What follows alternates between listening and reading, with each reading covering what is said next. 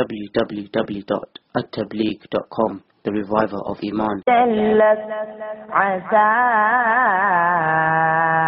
أن يبعثك ربك مقاما محمودا وقل رب أدخلني مدخل صدق وأخرجني مخرج صدق واجعل لي من لدنك سلطانا نصيرا وقل جاء الحق وزهق الباطل إن الباطل كان زهوقا وننزل من القرآن ما هو شفاء ورحمة للمؤمنين ولا يزيد الظالمين إلا خسارا وإذا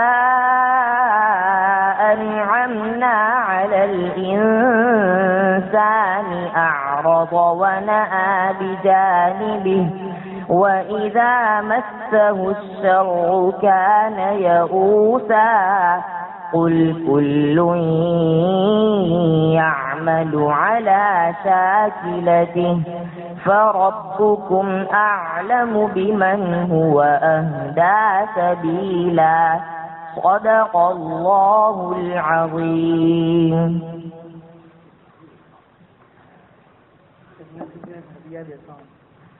ایک تصویر دیتا ہوں جس کے ہر دانے پر اللہ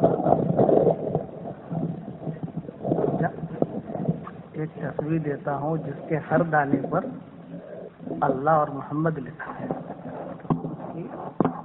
قدر اور پورا قرآن ایسا پڑھنے کی کوشش کرنا. ٹھیک ہے انشاءاللہ. کیا نام آپ کا؟ ہاں میم پر پیش یا زبر پیش. ہاں معاذ نام نہیں رکھنا. معاذ نام جو ہے اس کا مطلب دعا کا ہوتا ہے. ہمیشہ ایسا نام جس کے دو معنی ہوتے ہوں وہ نام نہیں رکھنی چاہیے.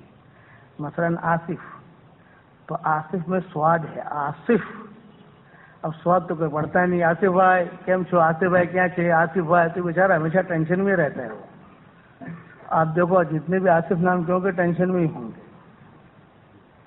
آپ کے رشتہ داروں میں دیکھو دوستوں میں دیکھو کیونکہ جو سواد ہے وہ تو کبھی بھولتا نہیں ہے. سن سے پکارتے ہیں آصف بھائی آصف بھائی آصف بھائی. تو اسی طرح سے یہی معاملہ ہے معاذ کا کہ معاذ اور معاذ. تو معاذ جو ہے یہ بد دعا ہے. معاذ اللہ ان ناخذ الا ما وجدنا متاعنا. قرآن میں ہے نا قال معاذ اللہ ان ناخذ الا ما وجدنا متاعنا عنده انا اذا لظالمون. تو میم کے اوپر زور سے بولنے کا معاذ. ٹھیک ہے. اور کبھی بھی ایسے نام نہیں رکھنا جس کے دو معنی ہوتے ہیں. ہاں اگر نام رکھنا ہے اور اگر برابر اس کا تلفظ برابر ادا کرتا ہے آدمی تلفظ تو ٹھیک ہے. لیکن آج ہمارے گجراتی میں کون کرتا ہے تلفظ ادا؟ گجراتی میں ہندوستان میں کون کرتا ہے تلفظ ادا؟ تو وہ بیچارہ وہ آصف نام کا آدمی آصف میں کہتا ہے آصف بھائی تمہارا نام بدلو تمہیں. وہ آتے دعا کرانے کے لیے. میں نے کہا تمہارا نام کرنے راجوی شاہ آصف آصف کرتے ہیں آصف بھائی آصف بھائی. تو آصف یا اصفا ہائے افسوس ہائے غم ہائے ٹینشن. یہ اور یہ تصویر میں نے آپ کو دی ہے جس کے ہر دانے پر اللہ محمد لکھا ہے. اس کی قدر کرنا. ٹھیک ہے انشاءاللہ.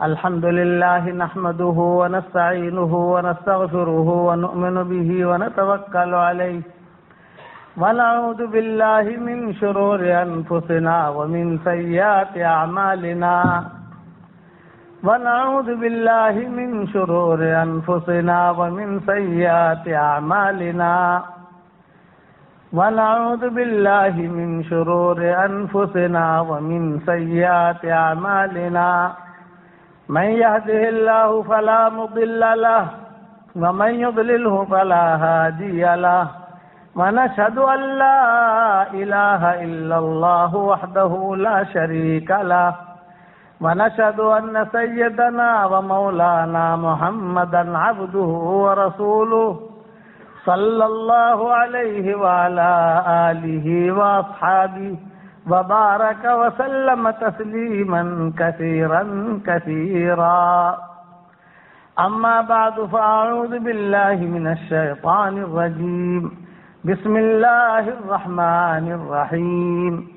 یا ایہا الذین آمنوا توبوا الی اللہ توبۃ نصوحا عسى ربكم ان يكفر عنكم سيئاتكم ويدخلكم جنات تجري من تحتها الأنهار يوم لا يخزي الله النبي والذين آمنوا معه نورهم يسعى بين أيديهم وبأيمانهم يقولون ربنا أتمم لنا نورنا واغفر لنا انك على كل شيء قدیر.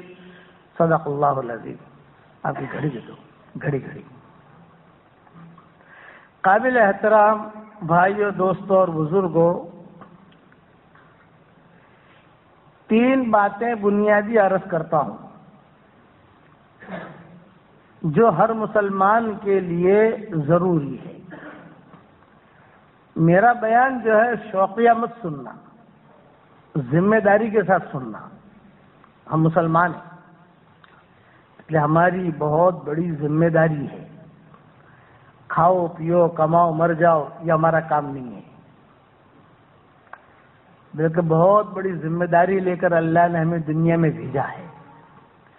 سب سے پہلی ذمہ داری یہ ہے کہ ہم اپنا دین سیکھیں.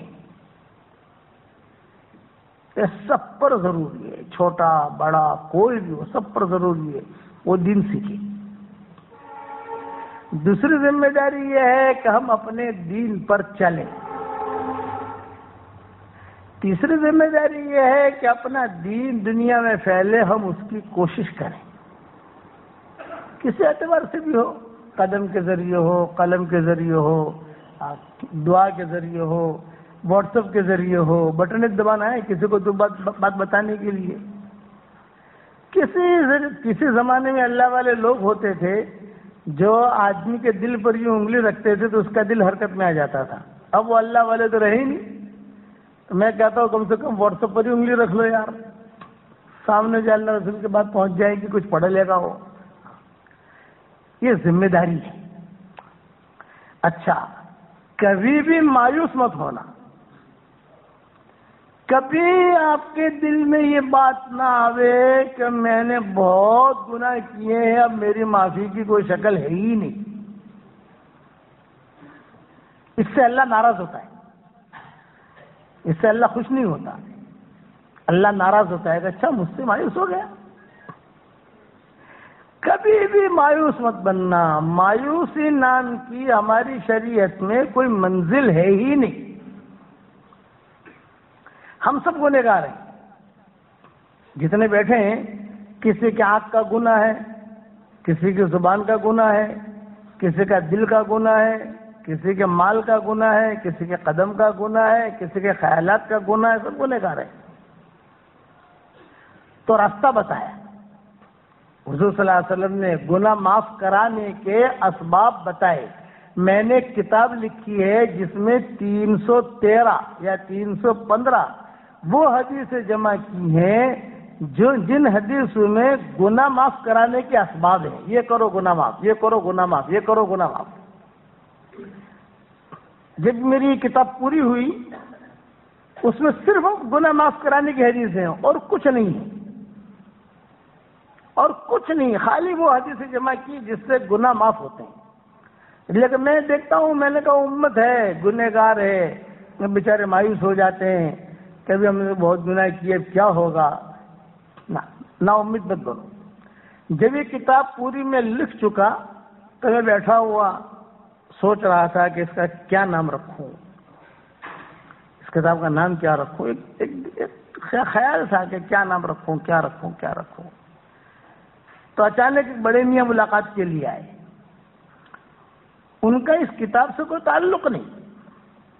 وہ تو آئے اپنے جیسے ملاقات کے لیے، کوئی آدمی آتا ہے، وہ آئے بیٹھے. انہوں نے بیٹھ کر ذرا بڑے میاں کو بولنے کی زیادہ عادت ہے، بولتے رہتے تو ہم نے ان کے کرام میں ٹھیک ہے تو انہوں نے کہا کہ مولوی صاحب ہم یہ کیڈی پر رہتے تھے، کیڈی کمپنی میں ایک بلڈنگ ہے، کہ ہم کیڈی پر رہتے تھے تو وہاں بچپن میں جب ایک فقیر آتا تھا اور وہ فقیر جو ہے ایک صدا لگاتا تھا. میں نے کہا کیا صدا لگاتا تھا؟ تو اس نے کہا صدا یہ لگاتا تھا مایوس کیوں کھڑا ہے، اللہ بہت بڑا ہے. میں نے کہا بس فقیر تو صدا لگاتا ہو اپنے اعتبار سے، لیکن مجھے کتاب کا نام مل گیا تو میں نے میری کتاب کا نام وہی رکھا، مایوس کیوں کھڑا ہے. اس لیے پہلے بنیادی چیز یاد رکھنا کہ اپنے رب کے ساتھ حسن ظن رکھو. دیکھو اتنا میٹھا مولوی آپ کو نہیں ملے گا گجرات میں جتنا میٹھی بات بتاتا ہوں آپ کو. اپنے رب کے ساتھ حسن ظن رکھو کہ اللہ تعالی خود قرآن میں کہتے ہیں، کوئی حدیث نہیں، حدیثیں تو بہت بھری ہوئی ہیں، وہ میں نے لکھ دی اپنی کتابوں کے اندر، لیکن اللہ تعالیٰ قرآن میں خود کہتے ہیں قُلْ يَا عِبَادِيَ الَّذِينَ أَسْرَفُوا عَلَىٰ أَنفُسِهِمْ لَا تَقْنَطُوا مِن رَحْمَةِ اللَّهِ إِنَّ اللَّهَ يَغْفِرُ الذُّنُوبَ جَمِيعًا إِنَّهُ هُوَ الْغَفُورُ الرَّحِيمُ. اے میرے پیارے نبی جی، میرے گنہگار بندوں کو کہہ دو، متقیوں کو نہیں، حاجیوں کو نہیں، مولویوں کو نہیں، بڑے بڑے فقہاء محدثین کو نہیں، بڑے بڑے ائمہ کو نہیں، کن کو جو میرے گنہگار بندے ہیں جنہوں نے اپنے نفس پر ظلم کیا ہے، گناہ کے ذریعے، اللہ کے احکامات کو توڑنے کے ذریعے ظلم کیا ہے، ہو گئی چوک. تو اعلان کیا کر رہے ہیں کہ نبی جی ان سے کہو لا تقنطوا من رحمت اللہ، اللہ کی رحمت سے نا امید مت بننا. یہ پہلا جملہ کہا، نا امید مت بننا. پھر آگے کیا کہا؟ ان اللہ یغفر الذنوب جمیعا، بے شک اللہ سارے گناہوں کو معاف کر دے گا. ان اللہ بے شک یغفر الذنوب، سارے گناہ، پھر جمیعہ بھی لاتے ہیں بالکل اینڈ تک. یہ مطلب ہے جمیعہ کا، آخر تک کا سارے گناہ اللہ معاف کر دے گا. انہ هو الغفور الرحیم، وہ بہت بڑا غفور الرحیم ہے. شرک کے علاوہ سارے گناہ اللہ معاف کر دے گا. یہ اعلان قرآن میں ہوا ہے. اس لیے مایوس مت بنو، معافی مانگتے رہو، چلتے رہو، ہو گئی چوک، معافی مانگو. اسی لیے قرآن میں ہے ان الحسنات یذہبن السیئات، نیکیاں جو ہے وہ گناہوں کو ختم کر دی. گناہ جو ہے بیماری ہے اور نیکیاں اینٹی بایوٹک ہے. اینٹی بایوٹک کی قسمیں ہوتی ہیں، ہائی لیول پر کمزور تھوڑی سی، الگ الگ 500 ملی گرام کی، 1000 ملی گرام کی قسمیں ہیں اینٹی بایوٹک کی. تو ایک دم ہائی قسم کی اینٹی بایوٹک کون سی ہے؟ یہ قرآن شریف. یہ ایک دم ہائی قسم کی اینٹی بایوٹک. پڑھو گناہ معاف، پڑھو گناہ معاف، دیکھو گناہ معاف، ہاتھ پکڑو، ہاتھ سے پکڑو گناہ معاف. وہ جراثیم گناہ کے ختم ہو جائیں گے. آپ نے دیکھا ہوگا اینٹی بایوٹک کوئی 100 ملی گرام کی ہوتی ہے، کوئی 200 ملی گرام کی، لیکن کوئی خدا نخواستہ زیادہ بیمار ہوتا ہے تو اس کو ہائی پاور کی دی جاتی ہے. تو ہائی پاور کی اینٹی بایوٹک کون سی گناہ معاف کرانے کے لیے؟ قرآن. پردے سے بھی معاف ہو جاتے ہیں گناہ، دیکھنے سے بھی معاف ہو جاتے ہیں، ہاتھ لگانے سے بھی معاف ہو جاتے ہیں. اور اگر جو ہے آدمی پڑھ بھی نہیں سکتا، کچھ خاطر جزدان میں رکھا ہوا دیکھ بھی لے، اللہ تیرا کلام ہے، مجھے بہت محبت ہے اس سے، میں بھی پڑھ نہیں سکتا ہوں، اللہ تیرا قرآن ہے، مجھے بہت محبت ہے، اتنا کہو گے تو بھی معاف ہو جائیں گے. اتنا ہائی قسم کے اینٹی بایوٹک ہے. اس لیے پہلے میں آپ کو نا امیدی سے نکال رہا ہوں. نا امید مت بنو، غفور رحیم ہے. شرک کا گناہ یہ معاف نہیں ہوگا، یہ ذہن میں رکھنا. کہ شرک کا گناہ معاف ہو جائے، یہ نہیں ہوگا. وہ تو اللہ نے اعلان کر دیا کہ بھی ہمارے ساتھ کوئی پارٹنر کرے گا تو ہم اس کا گناہ تو معاف نہیں کریں گے، لیکن اس کے علاوہ جو ہوں گے وہ آتا جائے گا، معاف کرتا جائیں گے. روایتوں میں یہ ہے ایک آدمی 70 سال سے کہہ رہا تھا یا صنم، بت کو پکار رہا تھا 70 سال سے، یا صنم یا صنم. ایک دن اس کی زبان پر غلطی سے نکل گیا یا سمجھ، تو اللہ نے فوراً جواب دیا لبیک لبیک لبیک، حاضر ہوں حاضر ہوں، بتا کیا ضرورت ہے، حاضر ہوں بتا کیا ضرورت ہے، آجا آجا. فرشتے نے کہا اللہ پاک 70 سال سے اس نے بت کو پکارا، آج آپ کو پکارا، وہ بھی انجانے میں پکارا، غلطی سے نکل گیا اس کی زبان پر یا سمجھ. اب اس کو اتنا جواب دے رہے ہیں. اللہ نے کہا فرشتوں خاموش رہو، یہ 70 سال سے یا صنم یا صنم یا صنم کہہ رہا تھا، اور میں 70 سال سے انتظار میں تھا کہ کب مجھے پکارتا ہے. کوئی مجھے ایک مرتبہ پکارتا ہے تو میں 70 مرتبہ اس کا جواب دیتا ہوں، کئی مرتبہ جواب دیتا ہوں، لبیک لبیک لبیک لبیک، حاضر ہوں حاضر، بتا کیا ضرورت ہے، بتا بتا بتا. کریم ہے تو وہ تو کریم ہے، وہ تو کہتا ہے کہ یعنی دیکھو صحیح حدیث شریف میں ہے کہ اللہ تعالیٰ کہتے ہیں کہ لو بلغت ذنوبک عنان السماء، تیرے گناہ، تھوڑی سی علمی بات کر رہا ہوں لیکن آسان کر کے سمجھاؤں گا تو سمجھ جاؤ گے انشاءاللہ. تیرے گناہ اگر آسمان کی چھتوں کو چھونے لگے، اتنا بڑا گنہگار تو کوئی نہیں ہو سکتا. آدم علیہ السلام کے زمانے سے لے کر قیامت تک سارے جنات، انسان، فرشتے، یہ سب مل کر گناہ کرنا شروع کریں تو بھی آسمان کی چھت تک تو گناہ نہیں جا سکتے، اس لیے آسمان، زمین سے لے کر آسمان تک کا فاصلہ کتنا بڑا ہے. لیکن یہ اینڈ بتائی اور ایک آدمی کے بارے میں بتا رہے ہیں، سارے مخلوق کے بارے میں نہیں کہ ارے تیرے گناہ، ایک آدمی لوگ بلغت ذنوبک عنان السماء، تیرے گناہ آسمان کی چھتوں کو چھونے لگے، اے میرے بندے، اے میری بندی، اگر تو ایک ندامت کا آنسو بہا دے گا، میری عزت کی قسم میں تیرے سارے گناہوں کو معاف کر دوں گا. آسمان کی طرف دیکھ کر خالی آدمی 3 مرتبہ کہے اے اللہ مجھے معاف کر دے، تیرے علاوہ کوئی معاف کرنے والا نہیں، اے اللہ مجھے معاف کر دے، تیرے علاوہ کوئی معاف کرنے والا نہیں، اے اللہ مجھے معاف کر دے، تیرے علاوہ کوئی معاف کرنے والا نہیں. آسمان کی طرف دیکھ کر تو حضور صلی اللہ علیہ وسلم فرماتے ہیں اللہ ہنس کر جواب دیتے ہیں جا معاف کر دیا. یہ دروازے کھولے معافی کے. یہ ساری حدیثیں میری کتاب میں ملے گی. مایوس کیوں کھڑا ہے گلدستہ مغفرت، مایوس کیوں کھڑا ہے؟ اتنی بڑی فضیلتیں ہیں. معافی، کسی کو پانی پلا دو گناہ معاف. آپ سنیں کہ پانی پلا دو کسی کو گناہ معاف. نیکیاں کرو گناہ معاف. بیوی کے منہ میں لقمہ دو صدقہ کا ثواب. اچھا صدقے کا یہ نیکی کی نا ہم نے، نیکی تو نیکی کرنے پر بھی گناہ معاف ہوتے ہیں کہ بیوی کے منہ میں لقمہ نہیں دے رہا اور صدقے کا ثواب نہیں لے رہا. لیکن اس کا مطلب یہ نہیں کہ 24 گھنٹہ لقمہ ہی دیتا رہے.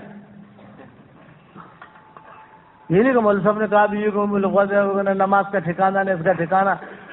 یہ کبھی کبھار کی بات ہے. کبھی کبھار بیوی کے منہ میں لقمہ دے دیا یا بیوی نے شوہر کے منہ میں لقمہ دے دیا، اس کو بھی ملے گا. آمنے سامنے ہے دونوں چیزیں. حضور صلی اللہ علیہ وسلم کبھی کبھی خالی بیوی کا نام لیتے تھے کبھی، لیکن ہوتی ہے آمنے سامنے، کبھی یہ دے کبھی یہ دے. یہ معاف کرانے کے اسباب بتائے، یہ ذہن میں رکھنا. حدیث شریف میں ایک عورت کا قصہ آتا ہے. حضور صلی اللہ علیہ وسلم کے زمانے میں ایک عورت، کیا نوجوان لڑکی تھی، وہ آئی حضرت ابو ہریرہ کے پاس، اور ابو ہریرہ کا گھر کا دروازہ کھٹکھٹایا رات کے وقت میں. ابو ہریرہ نے دیکھا کہ رات کے وقت میں کون آ گیا، کیوں آیا، دروازہ کھولا تو ایک لڑکی متحجبہ متنقبہ پردے کے ساتھ نوجوان بچی ہے، وہ کھڑی ہوئی ہے. ابو ہریرہ نے کہا کہ بتاؤ کہ کیوں آئی ہو؟ تو اس نے کہا کہ ابو ہریرہ ایک مسئلہ پوچھنے آئی ہوں، لیکن کچھ شرطیں ہیں میری. جواب چاہیے مجھے آپ سے، لیکن کچھ شرطیں ہیں. ایک شرط تو یہ ہے کہ میرا نام مت پوچھنا. دوسری شرط یہ ہے کہ میں کون سے قبیلے کی ہوں یہ مت پوچھنا. تیسری شرط ہے کہ میں کہاں رہتی ہوں، مدینہ میں میرا مکان کہاں ہے، کون سے محلے میں رہتی ہوں، یہ مت پوچھنا. خالی مجھے ہاں یا نہ کا جواب دے دینا، ہاں یا نہ، بس. ابو ہریرہ نے کہا کہ ٹھیک ہے بتاؤ کیا پوچھنا چاہتی ہو. تو اس لڑکی نے یوں کہا کہ مجھ سے زنا کا گناہ ہو گیا ہے، حمل بھی ٹھہر گیا، بچہ بھی پیدا ہو گیا، شرم کے مارے میں نے بچے کو قتل کر دیا. احد پہاڑ پر وہ بچہ مرا ہوا پڑا ہے. یعنی مجھ سے دو گناہ ہو گئے، زنا اور قتل. یہ دو گناہ مجھ سے ہو گئے. میں اتنا مسئلہ پوچھنا چاہتی ہوں، میرے معافی کی کوئی شکل ہے کہ نہیں؟ تب ہریرہ نے کہا کہ تم کون ہو، یعنی اتنا بڑا گناہ مدینہ منورہ میں حضور صلی اللہ علیہ وسلم کی موجودگی میں تم ہو؟ تو اس نے کہا میں پہلے ہی کہہ چکی تھی کہ میرا نام مت پوچھنا، قبیلہ مت پوچھنا، میں کون سے محلے سے ہوں وہ مت پوچھنا، خالی مجھے تو ہاں نہ کا جواب دو آپ. تب ہریرہ نے غصے میں کہا لیس لک من سبیل وانت فی نار جہنم. تیری معافی کی کوئی شکل نہیں، کوئی صورت نہیں، جہنم میں جلی گی تو، جا. یہ فتویٰ دے دیا. کس نے؟ ابو ہریرہ نے. اب جو فتویٰ دے دیا تو اس لڑکی نے فرفعت بصرها الى السماء، آسمان کی طرف اپنا سر اٹھایا اور سر اٹھا کر کہا کہ اے اللہ، یہ میرا حسن و جمال تو نے جہنم کے لیے پیدا کیا تھا. یعنی میرا یہ حسن و جمال، مال و منال تو نے مجھے دیا، مال بھی دیا، عزت بھی دی، خوبصورتی بھی دی، میری زمینیں بھی ہے، سب کچھ ہے، لیکن کیا یہ جہنم میں جائے گی؟ حل خلقتھا للنار. یہ کہہ کر وہ روتی ہوئی چلی گئی. ابو ہریرہ نے اپنا دروازہ بند کر دیا.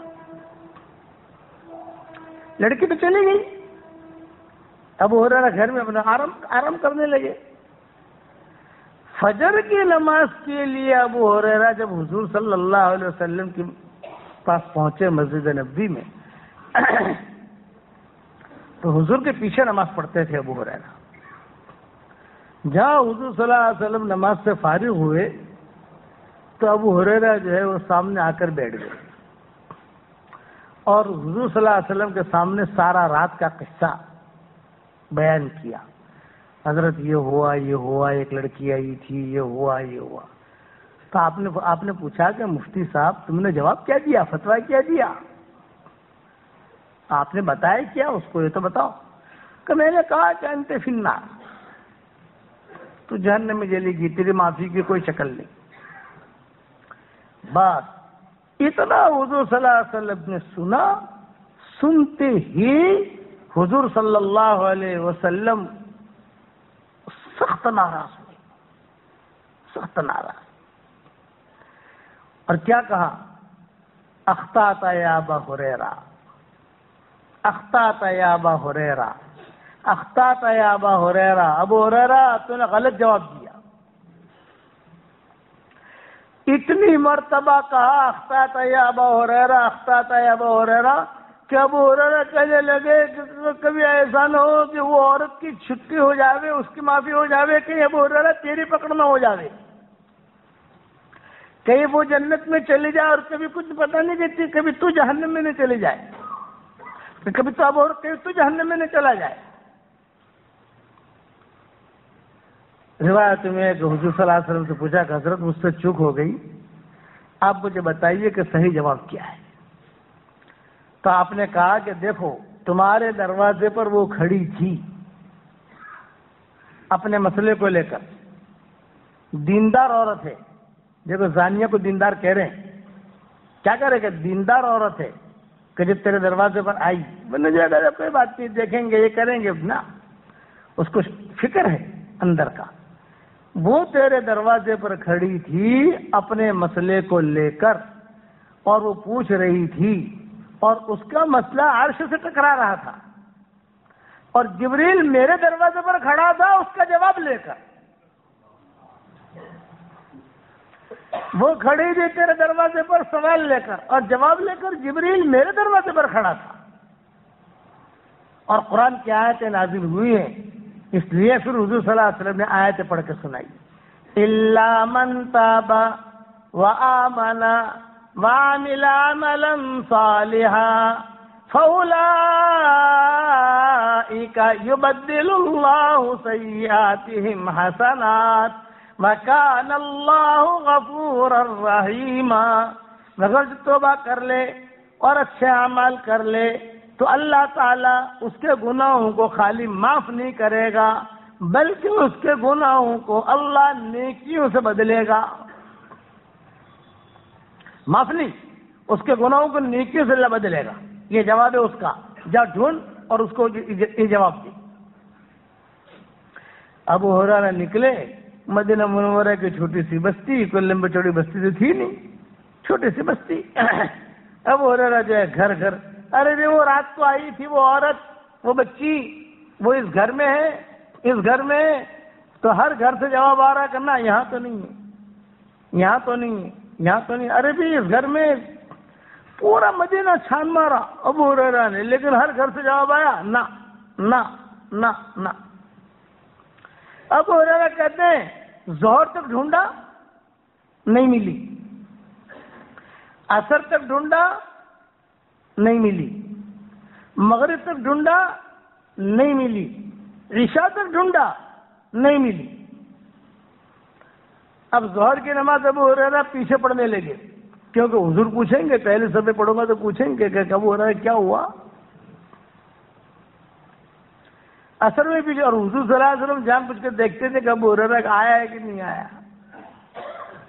کہ ابو ہریرہ آیا ہے، لیکن دیکھا کہ نہیں یہاں نہیں بیٹھا، آخر میں بیٹھا ہے. اور وہیں سے نماز پڑھ کے سیدھے سن سے نکل جاتے ہیں. پوچھیں گے حضور، جواب دینا پڑے گا. تو ظہر میں پیچھے، عصر میں پیچھے، مغرب میں پیچھے، عشاء میں آگے آئے. تو آگے آتے ہی حضور صلی اللہ علیہ وسلم نے فوراً پوچھا حل وجدتہا، وہ عورت ملی؟ ابو ہریرہ نے کہا کہ نہیں ملی. جہاں آپ نے کہا نہیں ملی تو آپ نے اپنا چہرہ بدل دیا، پھیر لیا چہرہ.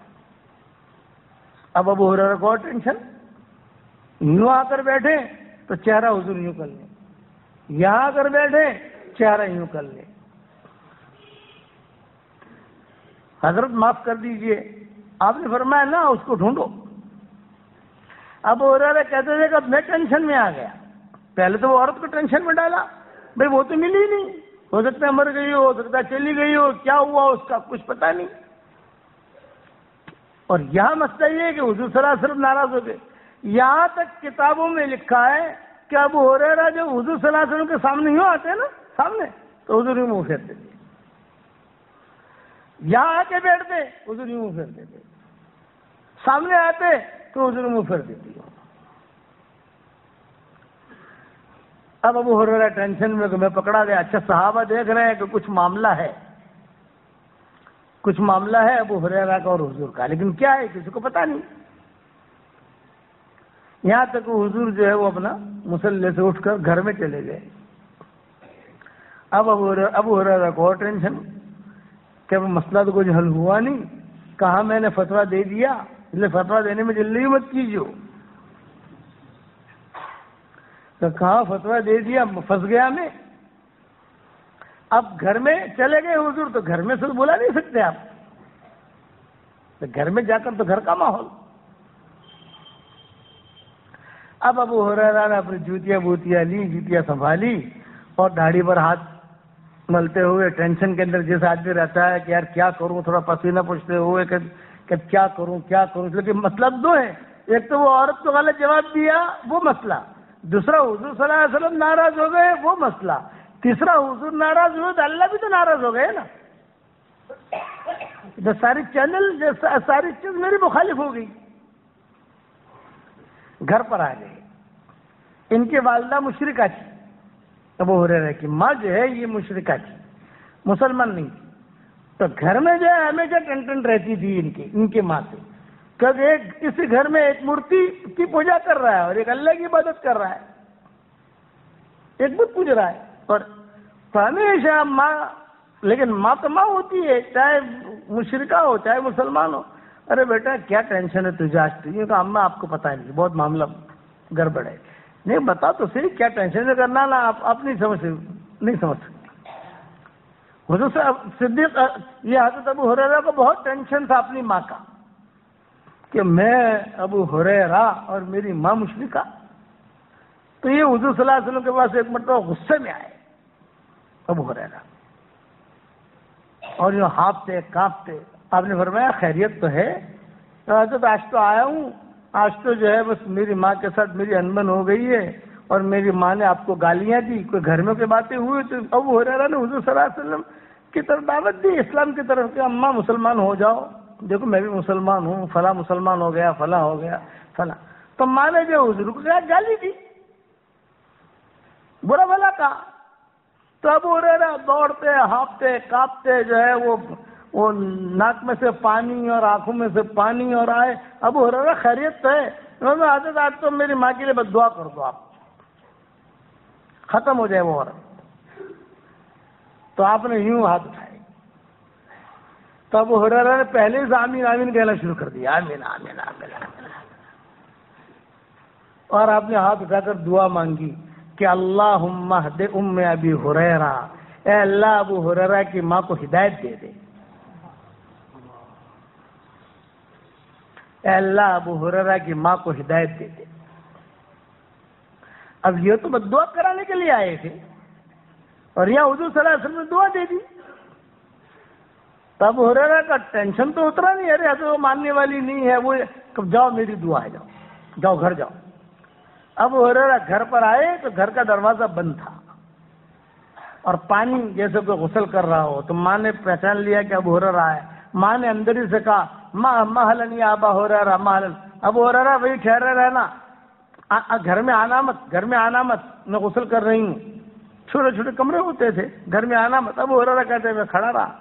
جہاں وہ غسل سے فارغ ہوئی، اچھا خاصا جو کپڑے پہنے، اوڑھنی اوڑھی اور دروازہ کھولا اور کہا اشہد ان لا الہ الا اللہ و اشہد ان محمد رسول اللہ. یہ ان کی ماں. لیکن یہ جو واقعہ ہوا یہ لڑکی والا، تو مسلمان تو تھی نہیں، تو کہتے تھے کہ کیا ٹینشن ہے تجھے، تو کیا. تو ابو ہریرہ نے کہا ماں تمہیں معلوم نہیں ہے، یہ میں جانتا ہوں کیا ٹینشن ہے. صاحب البیت ادری ما فی، گھر والا اپنے گھر کی چیز کو جانتا ہے کہ کیا ہے. اب روایتوں میں یہ ہے کہ ابو ہریرہ تو سوئے ہوئے اور رات کو وہی لڑکی پھر آئی، کل والی جو آئی، دروازہ کھٹکھٹایا. ابو ہریرہ سمجھ گئے کہ ابھی جاگ گئی میری قسمت، وہی ہے، مانو نہ مانو وہی. جلدی سے ابو ہریرہ دروازہ کو جلدی سے دروازہ کھولا اور کھول کر دیکھا تو وہی لڑکی. ارے بہن پورا مدینہ چھان مارا اور ایک ایک گھر میں 5 مرتبہ گیا، 5 مرتبہ. ارے لیکن ہر گھر سے جواب آتا تھا نہیں ہے. تو اب اس لڑکی نے کہا ہاں آپ میرے گھر پر آئے تھے، لیکن میں کیسے بتاؤں میں اس گھر میں ہوں. اسی لیے محدثین کے یہاں حدیث کی کتابوں میں اس لڑکے کا نام بھی نہیں آتا، اس لڑکے کا دام بھی نہیں آتا اور اس لڑکے کا محلہ بھی نہیں آتا. میں نے میری کتاب لکھی ہوتی میں قصہ تفصیل سے لکھا ہے، یہ تو مختصر عرض کر رہا ہوں میں آپ کو کہ کوئی نام نہیں آتا اس کا. بس اگر کوئی لکھے گا تو اتنا ہی لکھے گا کہ ابو ہریرہ والی عورت کا قصہ تو امراۃ ابی ہریرہ، ابو ہریرہ والی عورت کا قصہ. اچھا بتاؤ میرے دروازے پر کیوں آئے تھے ابو ہریرہ؟ ابو ہریرہ نے کہا کہ میں نے جو کل جواب دیا تھا وہ غلط تھا، صحیح جواب یہ ہے۔ یہ کہہ کر ابو ہریرہ نے آیت پڑھی، الا من تاب وآمن وعمل عملا صالحا فاولئک یبدل اللہ سیئاتہم حسنات وکان اللہ غفورا رحیما۔ یہ پڑھا، ان کا صحیح جواب یہ ہے، میں نے کل جو کہا تھا وہ جواب غلط تھا، اس کے لیے میں معافی مانگتا ہوں۔ تو اس لڑکی نے کہا کہ اللہ کا شکر ہے کہ اللہ نے میری نجات کا ذریعہ بنایا، مجھے خوشی ہوئی کہ میں معافی مانگ لوں اللہ تعالیٰ سے۔ اس کے ہاتھ میں چاندی کے کنگن تھے، مالدار لڑکی تھی، چاندی کے کنگن، وہ کنگن نکالے اور کنگن نکال کر ابو ہریرہ کو ہدیہ دیا، لے ابو ہریرہ یہ ہدیہ لے، اور پھر جو ہے اس کے ساتھ باندیاں تھیں، غلام باندیاں۔ یہ کہا اللہ نے مجھے جہنم سے آزاد کیا، میں تم کو غلام پانے سے آزاد کرتی ہوں۔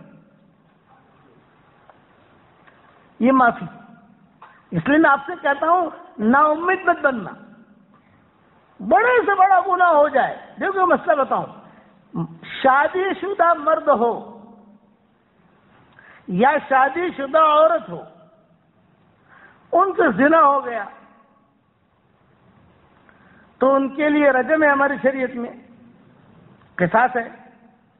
زنا ہو گیا تو اس نے اقرار کر لیا، یوں کہا کہ اس کو رجم کرو، سب کے سامنے مارو۔ یہی مسئلہ ہے، یہ تو سب جانتے ہو آپ لوگ۔ لیکن ایک بات بتاؤں آپ کو، یہ اس وقت میں ہے جب اسلامی حکومت ہو۔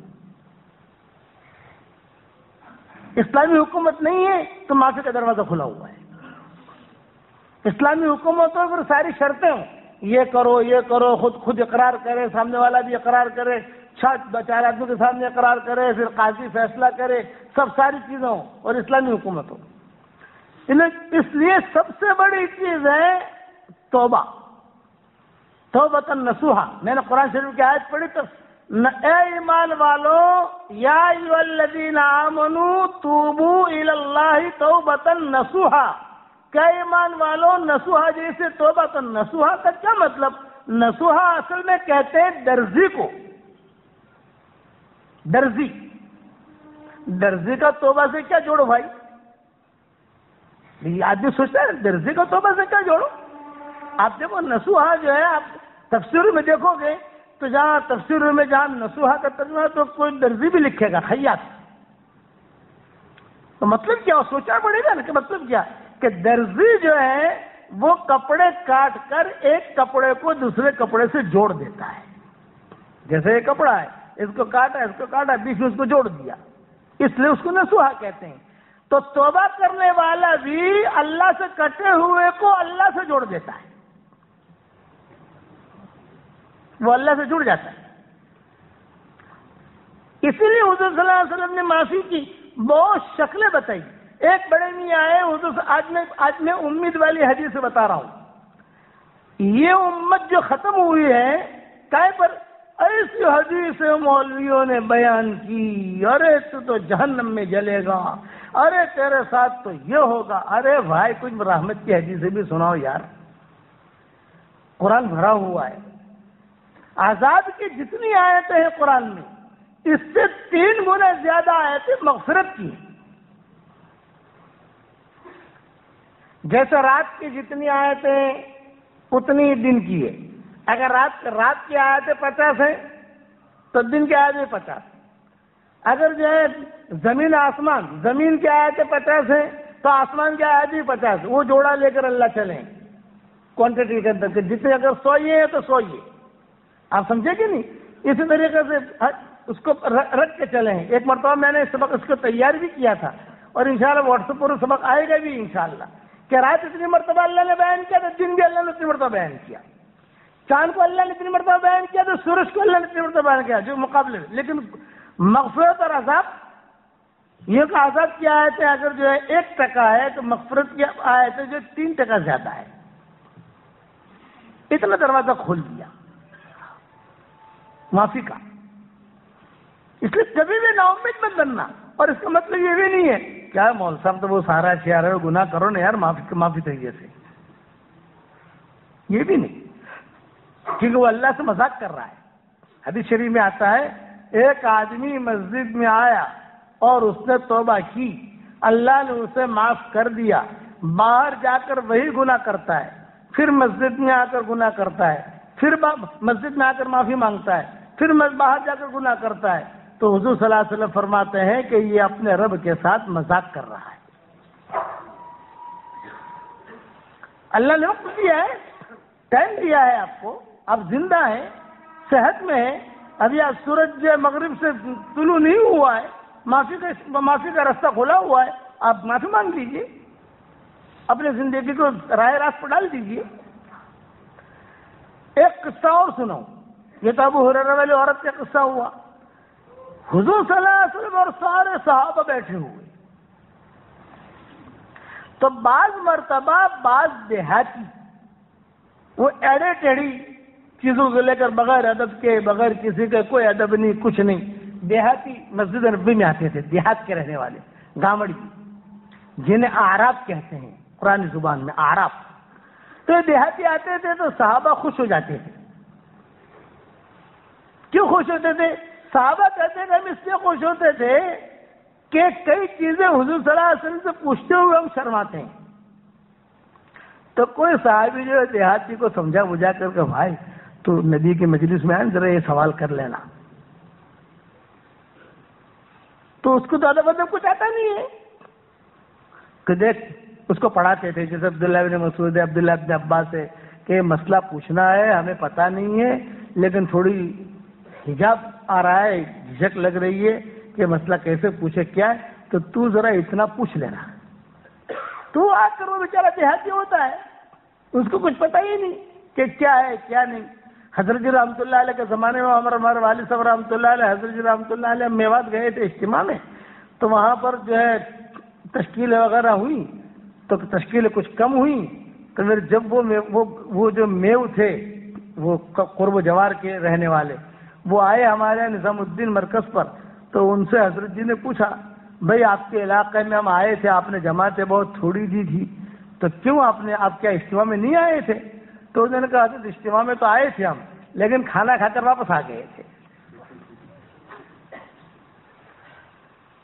یہ دیہاتی شہری ہوتا تھا ایسا جواب دیتا؟ بیچارہ سیدھا سادہ۔ تو یہ دیہاتی بھی حضور صلی اللہ علیہ وسلم کے زمانے میں آتے تھے اور آ کر جو ہے آڑے ٹیڑے سوال کر کے چلے جاتے تھے، لیکن مجمع کے لیے فائدہ ہو جاتا تھا۔ ایک تو دو قصے سنانے ہیں، دو قصے بتا دیتا ہوں آپ کو۔ ایک دیہاتی رمضان کے مہینے میں حضور صلی اللہ علیہ وسلم کے پاس آئے، رمضان کے مہینے میں، اور مسجد کھچا کھچ مسجد نبوی بھری ہوئی، اور اپنی لکڑی لاٹھی کاٹ کاٹ کاٹ کاٹ۔ صحابہ بھی دیکھ رہے ہیں کہ یہ کیوں آ رہے ہیں یہ بڑے میاں، تو کسی نے روکا بھی آگے، انگنا مجھے سوال کرنا ہے حضور صلی اللہ علیہ وسلم سے۔ آپ نے فرمایا پوچھو، کیا پوچھنا چاہتے ہو؟ یہ کہا کہ رمضان کا مہینہ ہے اور جو ہے دوپہر کا وقت تھا، گرمی تھی مدینہ منورہ میں، میری بیوی جو ہے وہ میری خدمت کر رہی تھی، تو اس کا ہاتھ کچھ ایسی جگہ لگ گیا، خواہش ابھری، میں نے صحبت کر لی، اب میں کیا کروں؟ یہ صحیح ہے جس میں آتا ہے، سارے مسجد کے سامنے پوچھ رہا، مائیں سن رہی گھر میں، اور یہاں اور یہ بڑے وہ صحابہ کو غصے، شرم نہیں آتی کیسا سوال کر رہا ہے؟ پہلے سوال کیا اس نے کہ صحبت کر لی، رمضان کا مہینہ تھا، تب کیا کروں؟ تو آپ نے فرمایا کہ 2 مہینے کا روزہ رکھ لینا، اور یاد رکھنا 58 روزے رکھے اور 59ویں روزے میں گڑبڑ کی نہیں، پھر سے 2 مہینے رکھنے پڑیں گے۔ یہ جواب دے دیا سب کے سامنے۔ وہ صحابی جو ہے وہ کھجانے لگی ہوں، اچھا ٹھیک ہے جی، اچھا جی ٹھیک ہے۔ آپ واپس جانے لگے تو صحابہ گھر بھی رہے، بعض صحابہ ہنس بھی رہے، بعض صحابہ کے عورتیں باتیں کر رہی ہیں کہ کیسا، اور حضور صلی اللہ علیہ وسلم نے جو شریعت کی بات تھی بتا دی۔ دروازے تک پہنچے، پھر واپس آئے۔ آپ نے فرمایا خیر تو ہے؟ یہ کہا ٹھیک ہے، آپ نے مسئلہ سمجھ گئے؟ کہا ہاں سمجھ گیا۔ اب کیوں آئے؟ یہ کہا حضرت آپ نے جو 2 مہینے کہے میں 2-3 دن بغیر بیوی کے نہیں رہ سکا، 2 مہینے کیسے رہوں گا؟ یہ دیہات اور صحیح حدیثوں میں قصے آتے ہیں. بھئی آپ نے تو 2 مہینے کی شرط لگائی نا، میں 2-4 دن نہیں رہ سکا تو 2 مہینے وہ کیسے ہوگا؟ تو آپ نے فرمایا کہ اچھا چلو 60 مسکینوں کو کھانا کھلاؤ. ہاں یہ ٹھیک. اب وہ صحابہ بھی دیکھ رہے ہیں، اچھا ایک ہی مجلس میں قصہ ہو رہا، یہ تنہائی میں قصہ نہیں ہو رہا. ایک مجلس میں جب قصہ ہوگا تو اس کے راوی بہت ہوں گے. بھئی جیسے اس مجلس میں کوئی قصہ ہوا، سب نے دیکھا، تو ہر آدمی روایت کرے گا. ہاں یہ ہوا تھا، ہاں یہ ہوا تھا، ہاں میں بھی تھا، ہاں میں بھی تھا، ہاں میں نے بھی سنا تھا. تو روایت پکی ہو جاتی ہے. ہاں یہ ٹھیک ہے 60 مسکینوں. اب وہ جو ہے باہر نکلے، پھر دروازے پر پہنچ گئے، پھر واپس آئے. آپ نے فرمایا خیر تو ہے بڑے میاں، یہ کہ حضرت 60 مسکینوں کو کھانا کھلانے کا، میں تو فقیر آدمی ہوں، اب چندہ کرا کے دیں مجھ کو.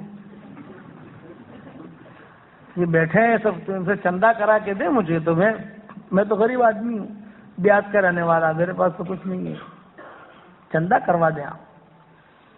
آپ بھی مسکرائے. اچھا میں چندہ کرو، دو تو کھجورے دو، یہ دو وہ دو. تو صاحب جب حضور نے اعلان کیا یہ دو یہ دو یہ دو، تو کسی کو یہ لایا، کوئی یہ لایا، کوئی یہ لایا، کوئی یہ لایا، ہو گیا چندہ. اب بڑے میاں نے پوٹلا جو بھی تھا وہ باندھا، چاہے پیسے ہو، چاہے دینار ہو، چاہے درہم ہو، چاہے کھجور ہو، چاہے جو ہو، چاہے جو بھی ہو، سب باندھا. اور باندھ کر بڑے میاں جو ہے وہ روانہ ہو گئے. جب روانہ ہوئے صحابہ کہنے لگے کہیں جو ہے آدھے رستے سے واپس نہ آ گئے، لیکن گئے. اب 10-15 دن تک مسجد نبوی میں آئے ہی نہیں. ایک آدمی سے معاملہ ہوا تو ظاہری بات ہے کہ مسجد نبوی میں آئے گا تو صحیح نا، نماز میں آئے گا، تراویح میں آئے گا، جو بھی ترتیب ہے، افطاری پر آئے گا، کہیں کہ ملاقات تو کرے گا. تو آپ نے خود نے پوچھا بھائی وہ بڑے میاں جو ہے ڈھونڈو یار کہاں ہے وہ تو پیسہ لے گئے، سب کچھ لے گئے، سب کچھ، وہ ہے کہاں؟ ان کو ڈھونڈو بڑے میاں کو. اب صحابہ جو ڈھونڈ ڈھانڈ کے لائے گاؤں میں سے. کیا ہوا؟ یہ کہا حضرت کس بات میں؟ وہ جو ہم نے آپ کو چندہ کر کے دیا تھا مسکینوں کو کھانا کھلانے کا. تو کہا ہاں حضرت میں وہ ساری چیزیں لے کے نکلا تو مدینہ منورہ میں مجھ سے زیادہ مسکین کوئی مجھے دکھائی ہی نہیں، میں ہی کھا گیا.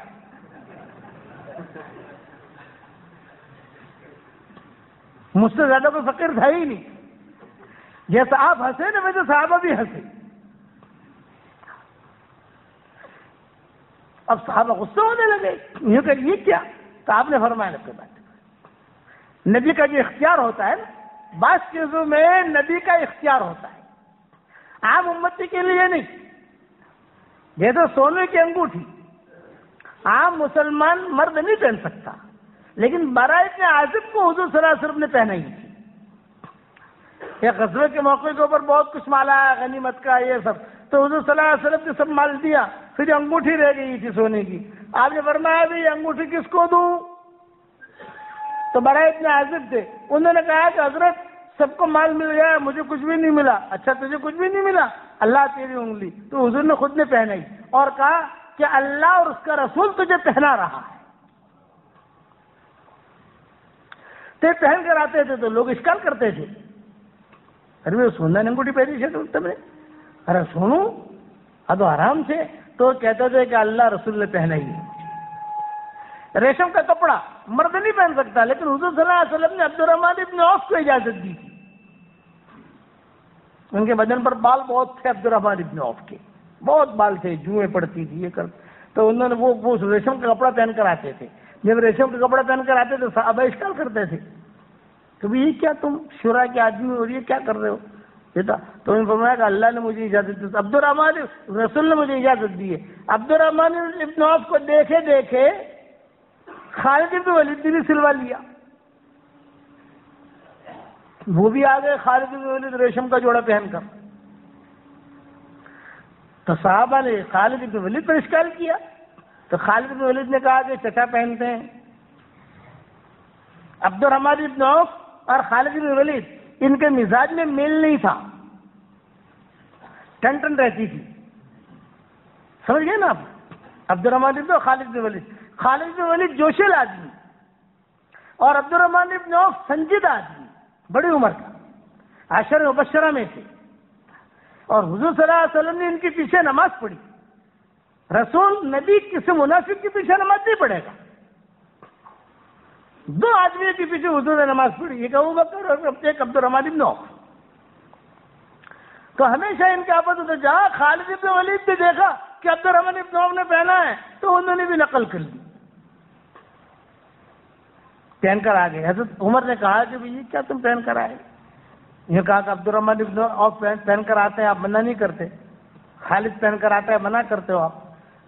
تو حضرت عمر نے کہا کہ حضور صلی اللہ علیہ وسلم نے ان کو اجازت دی تھی اور ہم نے سنا ہے کہ عبد الرحمن بن عوف کو اجازت ہے، تو حضور نے بڑے میاں کے لیے بھی اجازت دے دی کہ اچھا چلو میں سلب کہنے لگے۔ تو صحابہ سے حضور نے فرمایا کچھ مت کہو، یہ بدری ہے، بدر میں شریک ہوا تھا، بدر والوں کے گناہ اللہ نے معاف کر دیے، کچھ مت کہو، یہ دیہاتی۔ اسی قسم کے دوسرے دیہاتی تھے، وہ آئے حضور صلی اللہ علیہ وسلم کے پاس اور آ کر کہا کہ حضرت مر گیا مر گیا مر گیا مر گیا مر گیا، یا صفا ہائے افسوس، مر گیا مر گیا۔ آپ نے فرمایا کیا ہوا یہ تو بتاؤ، تو انہوں نے کہا تو ختم ہو گیا، ہلاک ہو گیا، بتاؤ تو صحیح کیا ہوا۔ تو بڑے میاں کہنے لگے سب کے سامنے، حضرت کیا بتاؤں، شرم آتی ہے سب کے سامنے کیا کہوں، سارے مجمع کے سامنے کیا کہوں۔ آپ نے فرمایا کہ تم زور زور سے چیختے کیوں ہو، جب مجمع کے سامنے کہنا بھی نہیں ہے تمہیں، تو سب کے سامنے کیوں کہا تم نے کہ مر گیا، نہیں بتاؤ کیا ہوا۔ تو بڑے میاں نے کہا کہ حضرت مجھ سے بہت گناہ ہو گئے ہیں، بس مختصر شارٹ میں اتنا کہتا ہوں، میری جیب میں شرک کے علاوہ سارے گناہ موجود ہیں، ڈیٹیل مت پوچھنا مجھ سے، شراب بھی ہے، زنا بھی ہے، قتل بھی ہے، سب ہے۔ اب آپ مجھے بتائیے کہ میں کیا کروں۔ تو آپ نے فرمایا بیٹھو بیٹھو بیٹھو بیٹھو، بٹھایا، اور بٹھانے کے بعد کہا میں جو تمہیں پڑھاؤں وہ پڑھو۔ یہ حضور صلی اللہ علیہ وسلم اب سبق دے رہے، میں تمہیں جو پڑھاؤں وہ پڑھو۔ ایک دعا 3 مرتبہ پڑھ رہی، کتنی مرتبہ بھائی؟ 3 مرتبہ۔ اور پھر جب بڑے میاں نے پڑھ لی تو حضور نے کہا قم قد غفر اللہ لک، کھڑا ہو جا، اللہ نے تیرے سارے گناہ معاف کر دی۔ اب یہ حدیث خالی بڑے میاں کے لیے نہیں ہے، یہ تو قصہ ہوا ان کے ساتھ، لیکن ہمارے لیے بھی ہے۔ اگر آپ کہتے میں آپ کو بھی وہ دعا 3 مرتبہ پڑھا دوں بھائی، ارے بتاؤ تو صحیح یار، پڑھا دوں؟ پڑھو میرے ساتھ، اللہم مغفرتک اوسع من ذنوبی ورحمتک ارجع عندی من عملی، اللہم مغفرتک اوسع من ذنوبی ورحمتک ارجع عندی من عملی، اللہم مغفرتک اوسع من ذنوبی ورحمتک ارجع عندی من عملی۔ دیکھو جس نے پڑھا اس کے سارے گناہ اللہ نے معاف کر دیے۔ اور آج کل یہ بھی ہوتا ہے حوالو آپ حوالو کئی کتاب میں چھے سو چھے، یہ بھی ہے نا، یہ میری کتاب مومن کا ہتھیار تو آپ لوگوں کے پاس ہوگی، سدا بہار ہے ماشاءاللہ، اس میں میں نے یہ حدیث لکھی ہے۔ اور بکھرے موتی کا نام بھی سنا ہوگا آپ لوگوں نے، اس میں بھی ساری حدیثیں میں نے لکھی ہے، سارے حوالوں کے ساتھ آدمی وہاں دیکھ لے۔ بکھرے موتی چونکہ بڑی لمبی کتاب ہے، 12 جلدیں ہیں، ہر ایک کے پاس ہوتی نہیں ہے، لیکن مومن کا ہتھیار تو سدا بہار ہے، چھوٹی سی کتاب ہے، جیب میں پڑی رہتی ہے، آدمی صبح شام پڑھتا رہتا ہے اس کو، تو اس میں میں نے یہ حوالہ ڈال دیا ہے کہ کون سی حدیث سے میں نے قصہ لیا ہے۔ یہ معاف کرانے کے اسباب بتا رہا ہوں۔ اللہ اعلان کرتے ہیں ان اتیتنی لیلا قبلتک، ان اتیتنی نہارا قبلتک، دن میں آئے گا میں تجھے قبول کر لوں گا، رات میں آئے گا میں تجھے قبول کر لوں گا. تبارزنی بالمعاصی فی النہار وانا اقلعک علی فراشک فی اللیل، دن میں تو میرا مقابلہ گناہوں سے کرتا ہے اور رات کو فرشتوں کے ذریعے سے میں تیری حفاظت کرواتا ہوں. بتاؤ، یہ قارون کو جب دعا لگی ہے نا، یہ آج آپ کے کوسمبا میں رحمت کی حدیث بیان کر رہا ہوں. رحمت قارون کو جب دعا لگی موسیٰ علیہ السلام کی تو ایک دم سے نہیں دھسا، تھوڑا تھوڑا پہلے اس کا انگوٹھا گیا، پھر اس کی انگلیاں گئی، پھر جو ہے آہستہ آہستہ ٹخنا گیا، پھر آہستہ آہستہ پنڈلی تک آیا. تو قارون سمجھنے لگا کہ یہ موسیٰ کی بد دعا، یہ موسیٰ کا جادو ہے، جادو میرے ساتھ جادو کر رہا ہے موسیٰ. تو کہنے لگا موسیٰ جادو مت کر، موسیٰ جادو مت کر. موسیٰ علیہ السلام خاموش رہے، دیکھ رہے تھے سامنے. یہاں تک گھٹنوں تک آیا، یہاں تک کہ ناف تک آ گیا. جب ناف تک پہنچا تب بھی وہ جادو ہی سمجھ رہا تھا کہ موسیٰ کا جادو ہے، موسیٰ کا جادو. لیکن جب سینے تک پہنچا تو اس کی سانس بند ہونی شروع ہوئی. یعنی ظاہر ہے کہ سینے کا آدمی دھسے گا تو اس کی سانس جو ہے وہ بند ہوگی. اور پھر تو کہا ہے موسیٰ بچا لے. پھر کہنے لگا، قارون کہنے لگا اے موسیٰ بچا لے، اے موسیٰ، اے موسیٰ بچا لے، اے موسیٰ بچا لے. موسیٰ علیہ السلام نے کوئی توجہ نہیں کی. جب مکمل دھس گیا، مکمل چلا گیا تو اللہ تعالیٰ نے وحی بھیجی موسیٰ علیہ السلام پر، اے موسیٰ تیرا دل تو بہت سخت ہے. بار بار یہ کہتا رہا کہ اے موسیٰ بچا لے، اے موسیٰ بچا لے. تو نے کوئی توجہ نہ دی. میری عزت کی قسم، ایک مرتبہ اگر مجھے پکار لیتا میں اس کو معاف کر دیتا. کریم ہے. رات کو اللہ، یعنی کیا بتاؤں آپ کو، حدیث شریف میں آتا ہے 24 گھنٹہ اللہ تعالیٰ اپنے ہاتھ پھیلاتے ہیں. خالی رات میں نہیں، 24 گھنٹہ یوں. اور کیا کہتے ہیں، جیسے رات شروع ہوئی اب ہاتھ پھیلائے ہوئے ہیں اور کیا کہہ رہے ہیں، اور دن کے گنہگار آجا میں تجھے معاف کر دوں. دن شروع ہوا تو بھی ہاتھ پھیلائے ہوئے ہیں، کہتے ہیں او رات کے گنہگار آجا میں تجھے معاف کر دوں. ان اللہ یبسط یدہ باللیل لمسیء النہار ویبسط یدہ بالنہار لمسیء اللیل. 24 گھنٹہ اللہ ہاتھ پھیلاتے ہیں. دن میں کہتے ہیں رات کے گنہگار آجا میں تجھے معاف کر دوں، اور رات میں کہتے ہیں او آجا دن کے گنہگار میں تجھے معاف کر دوں. پھر بھی اگر کوئی معافی نہ مانگے تو اس کی بدبختی. 24 گھنٹہ اس کا ہاتھ پھیلانے کی ضرورت کیا ہے، مجھے یہ تو بتاؤ. تواب الرحیم، یہ جملہ کا انا التواب الرحیم. تو انا التواب الرحیم کا کیا مطلب ہے؟ میں نے بہت کوشش کی، ترجمہ میرا قرآن شریف کا آیا ریاض القرآن الحمدللہ چھپ بھی گیا. اور اب آپ کو خوشخبری دے رہا ہوں کہ گجراتی میں بھی کام چل رہا ہے ہمارے قرآن کے ترجمے کا. الحمدللہ 4 پارے آج مکمل ہو گئے ہیں الحمدللہ. 6-7 مہینے میں انشاءاللہ آپ کی اس مسجد میں آ جائے گا انشاءاللہ. یہ نسبہ یاد رکھنا، آپ بھی یاد رکھنا. یہ جو کوسمبا کی مسجد ہے اس میں ایک ہدیہ رکھ دینا ہماری طرف سے انشاءاللہ. تو تواب الرحیم پر جب پہنچا تو تواب الرحیم کا ترجمہ کوئی بھی نہیں کر سکتا کہ تواب الرحیم کا مطلب کیا ہے. یعنی سوچنے کی چیز ہے. عربی زبان جو ہے بہت گہری ہے، ہماری گجراتی زبان تو کچھ بھی نہیں. عربی زبان جو ہے یہ بہت گہری ہے، اسی لیے اللہ نے قرآن گجراتی میں نہیں اتارا، اللہ نے عربی میں اتارا. کبھی انا التواب الرحیم، تو میں نے عربی علماء سے پوچھا جو اس لائن کے ماہر تھے کہ تواب الرحیم تو وہی بھی میں توبہ معاف کرنے والا ہوں، قبول کرنے والا ہوتا ہے. پھر میں نے ایک جگہ پڑھا تو تواب الرحیم کا مطلب تو کوئی سمجھا نہیں سکتا، لیکن میں ایک مثال دے کر سمجھاتا ہوں. آپ کا ایک بیٹا ہے، 15 سال کی عمر ہے، اور آپ کا بچہ جو ہے وہ گم ہو گیا. آپ نے بھیجا اس کو، بیٹا 10 روپے کے کیلے لے کر آ. آپ کے گھر مکان کے قریب میں ہی وہ دکان ہے، یعنی اس کو آنے میں 10 سے 15 منٹ، گھنٹہ ہو گیا بچہ نہیں آیا. 2 گھنٹے ہوا نہیں آیا, 6 گھنٹے ہوا نہیں آیا, ٹینشن بڑھے گا نہیں بڑھے گا؟ 1 دن ہوا نہیں ملا, 6 مہینے ہوا نہیں ملا, سال ہو گئے نہیں ملا, اب بتاؤ کتنا ٹینشن میں ہے ماں باپ. کہاں گئے؟ اخبار میں دیا بھئی یہ فوٹو ہے, ہم اس کو ہدیہ دیں گے جو کوئی لائے گا وغیرہ وغیرہ, لیکن لڑکا نہیں ملا. اب مایوسی ہو گئی, پتہ نہیں بچہ کہاں چلا گیا, کوئی جنات اٹھا لے گیا, یہ ہوا کیا؟ قریب میں دکان ہے, کئی ہسپتال میں دے گا, پولیس اسٹیشن پر دے گا, کہیں کوئی بھی سراغ نہیں.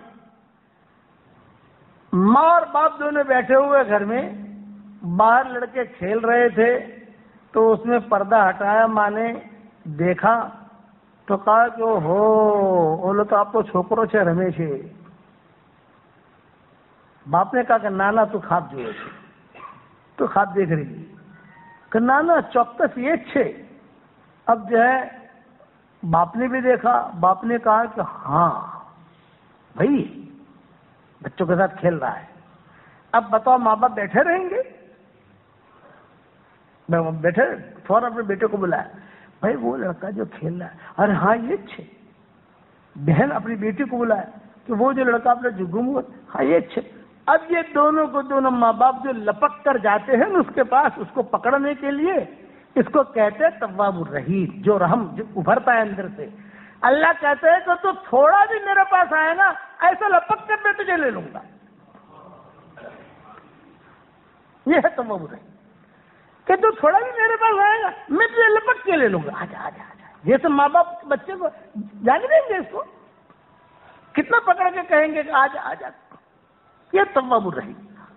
اس لیے کہ اسلامی معاشرہ بتایا حضور اکرم صلی اللہ علیہ وسلم نے کہ ذہن میں رکھنا کہ بیٹے کی محبت فطری ہوتی ہے, لیکن حضور صلی اللہ علیہ وسلم فرماتے ہیں کہ اللہ تعالیٰ کو جتنے ماں باپ یعنی اپنے بیٹے سے محبت کرتے ہیں, اس سے کئی گنا زیادہ اللہ اپنے گنہگار بندے سے محبت کرتا ہے.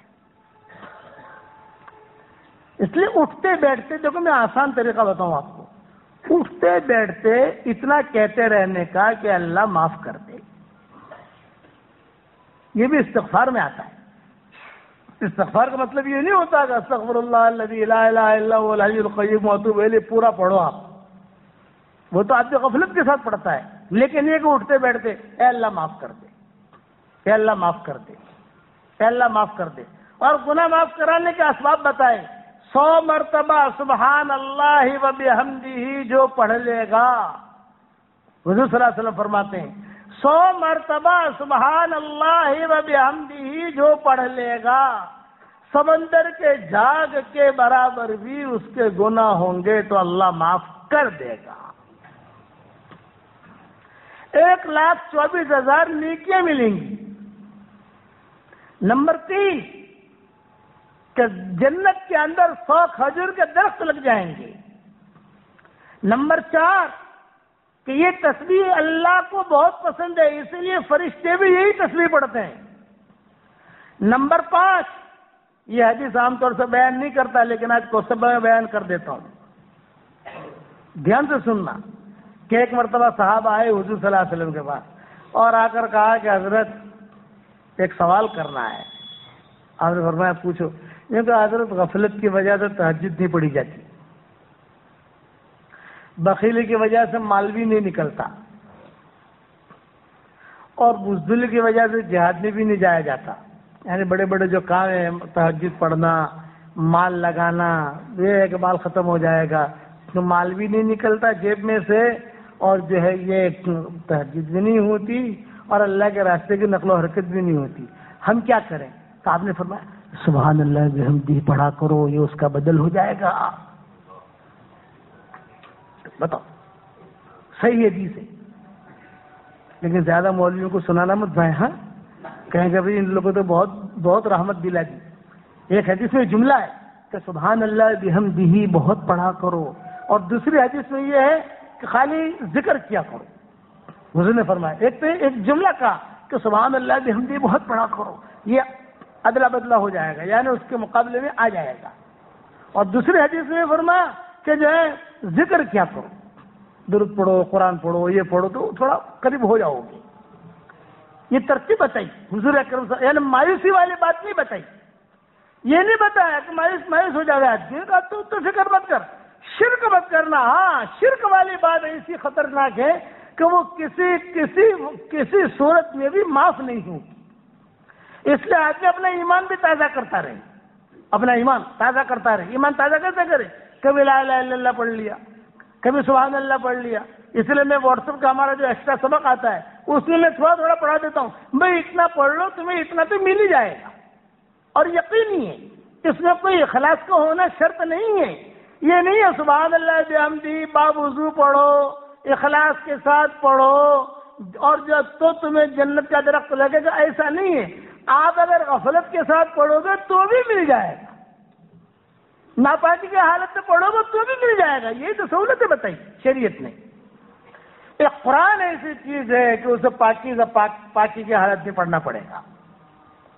قرآن ایسی چیز ہے کہ اس کو ایسے نہیں پڑھ سکتے کہ ناپاک آدمی کرنا، جب پاکی کی حالت میں ہو یہ کا پھر پڑھو. لیکن درود شریف، سبحان اللہ، الحمدللہ کتنی بڑی فضیلت ہے. کیا آدمی خالی اتنا کہتا ہے سبحان اللہ؟ پڑھو میرے ساتھ، سبحان اللہ والحمدللہ ولا الہ الا اللہ واللہ اکبر ولا حول ولا قوت الا باللہ العلی العظیم. جب اتنا پڑھا، اب میں کروڑ مرتبہ قسم کھا کے کہتا ہوں مسجد میں. حدیث شریف میں آتا ہے کہ جو آدمی اتنا پڑھے گا اللہ فوراً جواب دیتے ہیں، ہاں میرا بندہ مسلمان ہو گیا، ہاں میرے بندے نے مجھے سونپ دیا. واہ واہ واہ میرا رب واہ، ہاں میرے بندے نے مجھے سونپ دیا. یعنی پڑھتے ہی اللہ کہتے ہیں میرے بندے نے سونپ دیا مجھے. آدمی کو استحضار نہیں ہوتا. ہمیں استحضار کیوں نہیں ہوتا کہ ہمیں کچھ پتہ نہیں. مال کے بارے میں بتاؤ. آج اگر یہ اعلان کرو کہ کوسم باغ کی اس مسجد میں جو فجر کی نماز کے لیے آئے گا، جو بھی آئے گا نماز پڑھنے کے بعد جو نکلے گے لوگ، تو سب کو 100 روپے ملیں گے. آپ اعلان کر کے دیکھو تو بیمار آدمی بھی آ جائے گا، وہ پہلے بیٹھے گا. سمجھ رہے آپ؟ وہ پہلے. اور یہ اعلان کرو کہ پہلے سب میں جو بیٹھے گا اس کو تو 1000 ملیں گے، نام لکھے جائیں گے پہلے سے کون بیٹھا ہے.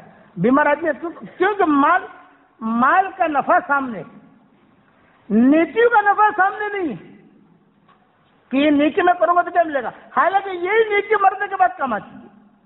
مرنے کے بعد مال کام آتا ہے بھائی.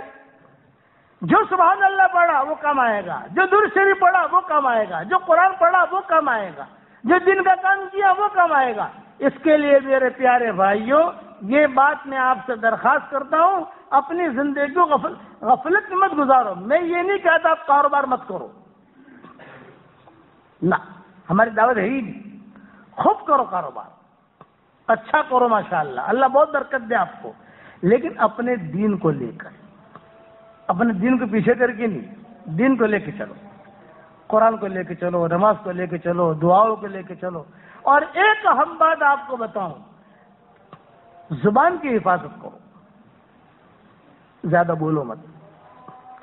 زیادہ بولنا اس کی وجہ سے آدمی پھنس جاتا ہے. بعض مرتبہ بعض جملے نکلتے ہیں جو اللہ کے عرش کو ہلا دیتے ہیں. بعض جملے. ایک بہت بڑے عالم تھے، وہ مسجد میں، دمشق کی مسجد میں بیٹھے ہوئے. یہ قصہ میں نے میری کتاب بکھرے موتی میں لکھا ہے. بہت بڑے عالم تھے. تو ایک نوجوان لہیم شہیم ہٹا کٹا خوبصورت بیٹھا ہوا، لوگ اس کے قرب و جوار میں بیٹھے ہوئے، اور کہا کہ صاحب آپ تو ماشاء اللہ کیسے خوبصورت ہو، کیسے لہیم شہیم. تو اس کی زبان سے اتنا جملہ نکلا، ارے بھیا تجھے پتا نہیں میری خوبصورتی پر تو اللہ بھی رشک کرتا ہے. بس اتنا جملہ کہا اس نے. تو اللہ والے کہہ رہے تھے، حرام ابن ملحان ان کا نام تھا. میں کونے بیٹھا ہوا دیکھ رہا تھا، جہاں اس کی زبان سے جملہ نکلا تو فوراً پگھلنا شروع ہو گیا. پگھلنا. جب وہ ایک دم سے پگھلنا شروع ہوا تو جتنے اس کے دوست تھے نا، دسترخوانی، یہ دسترخوانی دوست ہوتے ہیں سب. دسترخوان ہے سلامت تو دوستی، جہاں دسترخوان پلٹا لپٹا تو یہ بھی لپٹے. تو یہ دسترخوانی تھے. یہ کہا کہ وہ سب بھاگے، ڈر گئے، کہہ رہے یہ تو سکڑ رہا ہے. یہاں لے کے وہ مولوی صاحب جو تھے اس کے گھر پر گئے، اور گھر پر جا کر اس کے یعنی گھر والوں کو، اس کے بچوں کو، اس کے بھائیوں کو، باپ کو لے کر آئے اور کہا کہ دیکھو بھی تمہارے بیٹے کے ساتھ کیا ہو رہا ہے. وہ لوگ آئے تو انہوں نے دیکھا تو بالکل ایک بالغ جیسا ہو گیا تھا وہ اسی وقت. تو اس کو اپنی انگلی سے اٹھایا ان لوگوں نے، انگلی سے اٹھا کر اپنی آستین میں رکھ کر چھپا کے لے گئے اور 3 دن کے بعد اس کا انتقال ہو گیا. زبان. معاذ ابن جبل کو حضور صلی اللہ علیہ وسلم نے نصیحت کی تھی. معاذ ابن جبل کون ہے؟ ان کی قبر پر جانا ہوا تو معاذ ابن جبل جو ہے وہ اوائل میں سے ہیں جن کا انتقال ہوا ہے. اب تک ان کی قبر میں سے پھول کی مشک کی خوشبو آ رہی ہے. اب تک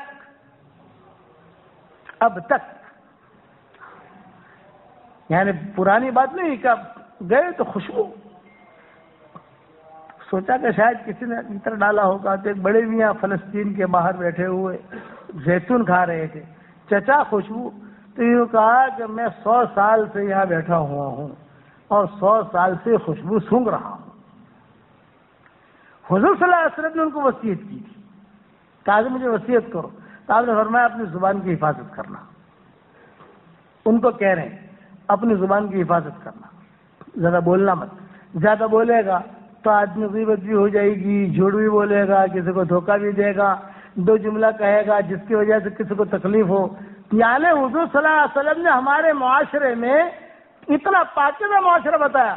ایک صحابی کا بچہ گم ہو گیا، 3 دن تک ملا نہیں مدینہ منورہ میں، 3 دن تک نہیں ملا وہ. تو صحابی آئے حضور صلی اللہ علیہ وسلم کی خدمت میں، حضرت وہ میرا بیٹا تھا وہ گم ہو گیا، میں دعا کرانے کے لیے آیا ہوں کہ دعا کر دیجئے بچہ مل جائے. جاؤ. صحابی نے اعلان کیا میرا بچہ گم ہو گیا. تو سامنے دروازے پر ایک صحابی کھڑے تھے. حضرت یہ میرا پڑوسی ہے، میں اس کے بچے کو جانتا ہوں، میں ابھی باغ میں سے آ رہا ہوں اور وہ بچہ کھیل رہا ہے وہاں بچوں کے ساتھ. میں ابھی دیکھ کر آیا ہوں آدھا گھنٹہ پہلے بچے کو، میں جانتا ہوں اس کی تمہارا پڑوسی ہے. اور وہ آپ کو صحابی بھی جانتے تھے کہ پڑوسی ہے. بھائی تیرے بچے کو تو میں نے دیکھا ہے باغ میں کھیل رہا ہے. اب یہ صحابی جو فوراً دوڑے. آپ نے فرمایا اب وہ دعا کرانے کے لیے آئے تو دعا بھی بھول گئے. وہ تو آئے تھے دعا کرانے کے لیے، دعا بھول گئے، فوراً دوڑے. جب دوڑے تو آپ نے فرمایا بلاؤ بلاؤ بلاؤ بلاؤ. ان کو بلایا. صاحب علی حضور بلا رہے ہیں. کہاں جا رہے ہو؟ بچہ مل گیا. آپ نے فرمایا دیکھو ٹھیک ہے آپ کا بیٹا آپ کو مل گیا، بچوں کے ساتھ وہ کھیل رہا ہے وہاں، لیکن میری ایک نصیحت یاد رکھنا. دیکھو یہ حضور صلی اللہ علیہ وسلم تربیت کر رہے ہیں. میری ایک نصیحت یاد رکھنا، اور وہ نصیحت یہ ہے کہ جب وہاں جاؤ تو یہ مت کہنا اے میرے بیٹے، یہ مت کہنا. اس کا نام لینا، جو نام ہے عبداللہ، عبد الرحمن، اسماعیل، نام لے کے پکارنا. اے میرے پیارے بیٹے، یہ جملہ مت کہنا. صحابی نے کہا کہ حضرت میرا بیٹا ہے، اگر میں پیارا بیٹا کہوں تو کیا حرج ہے؟ یہ فرمایا کہ یہ بات نہیں ہے، گھر لا کر جتنا پیار کرنا ہو کرنا اپنے گھر میں، لیکن وہاں مت کہنا. اس لیے کہ وہ جو بچے کھیل رہے ہیں ہو سکتا ہے کوئی یتیم بچہ بھی ہو. وہ یتیم بچہ جب سنے گا کہ میرے بیٹے کو کہہ رہا ہے تو اس کو اس کا باپ یاد آئے گا کہ میرا باپ ہوتا تو مجھے بھی بیٹا کہتا، میرا باپ ہوتا تو میرے ساتھ یہ کرتا. اسی لیے کہا کہ کسی عورت کے سامنے اپنی بیوی کی تعریف مت کرو، کسی بیوہ کے سامنے اپنی بیوی کی تعریف مت کرو، کیونکہ اسے یہ محسوس ہوگا. یعنی شریعت بتائی، حضور صلی اللہ علیہ وسلم نے یہ اخلاق بتائے اس امت کو. اس لیے ان اخلاقوں کے ساتھ زندگی گزارنی ہے، توبہ اور استغفار کے ساتھ زندگی گزارنی ہے. اور میں آپ کو آسان عمل بتا دیتا ہوں. روزانہ اٹھتے بیٹھتے سبحان اللہ و بحمدہ بہت پڑھا کرو. پڑھو گے انشاءاللہ تو یہ سبحان اللہ بحمدہ آل ان ون ہے، آل ان ون. سارے حدیث آ جائیں گی، فرشتے بھی پڑھتے ہیں، چلو ہم بھی پڑھ رہے ہیں. حضور صلی اللہ علیہ وسلم نے فرمایا کہ تم سے اگر چوک ہو جاتی ہے تھوڑی سی تو سبحان اللہ بحمدہ پڑھو، وہ حدیث پر بھی عمل ہو جائے گا. سبحان اللہ بحمدہ پڑھیں گے تو گناہ بھی معاف ہو جائیں گے. ان الحسنات یذهبن السیئات. سبحان اللہ بحمدہ پڑھیں گے تو جنت کے اندر کھجور کے درخت بھی لگیں گے. ہمارے بمبئی میں ایک بڑے ڈاکٹر ہیں، وہ ان سے اپنا ہمارے علاج بھی وہی کرتے ہیں. میں گیا تو انہوں نے کہا کہ مولوی صاحب آپ نے تو ماشاء اللہ جو ہے جنت میں کھجور کے درخت بہت لگوا لیے، میں نے کہا بہت لگوا لیے لیکن کٹ بھی جاتے ہیں. ڈاکٹر عبدالعزیز ذکی, میں نے کہا کٹ بھی جاتے ہیں ڈاکٹر صاحب. تو وہ ایک دم سے ہنسنے لگے. کیسے؟ میں نے کہا گناہ ہوتے تو کٹ جاتے ہیں. چلے وہ درخت تو رہنے چاہیے, لگوائے تو بہت لیکن کاٹ بھی دیتے ہیں لوگ, گناہ ہو گیا جو سے. اس لیے میں سبحان اللہ کی حمدی کا وظیفہ دے رہا ہوں, پڑھو گے انشاءاللہ. اب سارا مجمع یہ نیت کرے, ایک نیت کراتا ہوں کہ 5 ٹائم کی نماز جماعت کے ساتھ ہمیں مسجد میں پڑھنی ہے. کہو انشاءاللہ. اور اگر توفیق نہیں ملتی, جیسے بعض وقت سستی ہوتی ہے, آج اللہ سے چپ کے کہو اے اللہ میرا ارادہ ہے تو مجھے توفیق دے, میرا ارادہ ہے مسجد پڑھو, تو مجھے توفیق دے, تو مجھے توفیق دے, تو مجھے توفیق دے. اللہ سے مانگو اور کوشش کرو تو اللہ توفیق دے گا. لیکن کس کو دے گا؟ جس کے دل میں انابت ہوگی, جس کے دل میں آنا پڑا میں تو کیا کوئی بات نہیں, جو زیادہ مسئلے سیکھنا مت, سیدھا ایمان رکھنا جو عام آدمی کا ایمان ہوتا ہے. زیادہ نیم شنقاب میں پڑھنا مت, زیادہ کہ بھائی یہ بھی جائز ہے, یہ بھی کوئی جائز نہیں. آپ نے کو تو مسجد میں آ کے نماز پڑھنی ہے, بس سیدھی سی بات ہے, مسجد میں آ کے نماز پڑھنی ہے. بھائی گھر میں بھی گنجائش ہے, گنجائش والا دین نبھتا ہے اور قربانی والا دین چلتا ہے.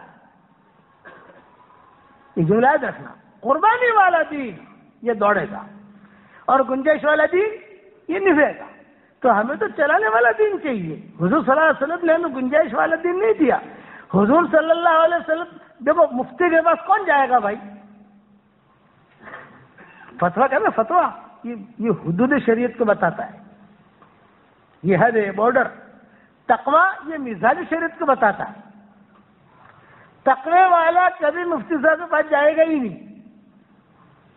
مفتی کے پاس کون جائے گا؟ جس کو تھوڑا آگے پیچھے کرنا ہوگا معاملہ, بارڈر والا ہے.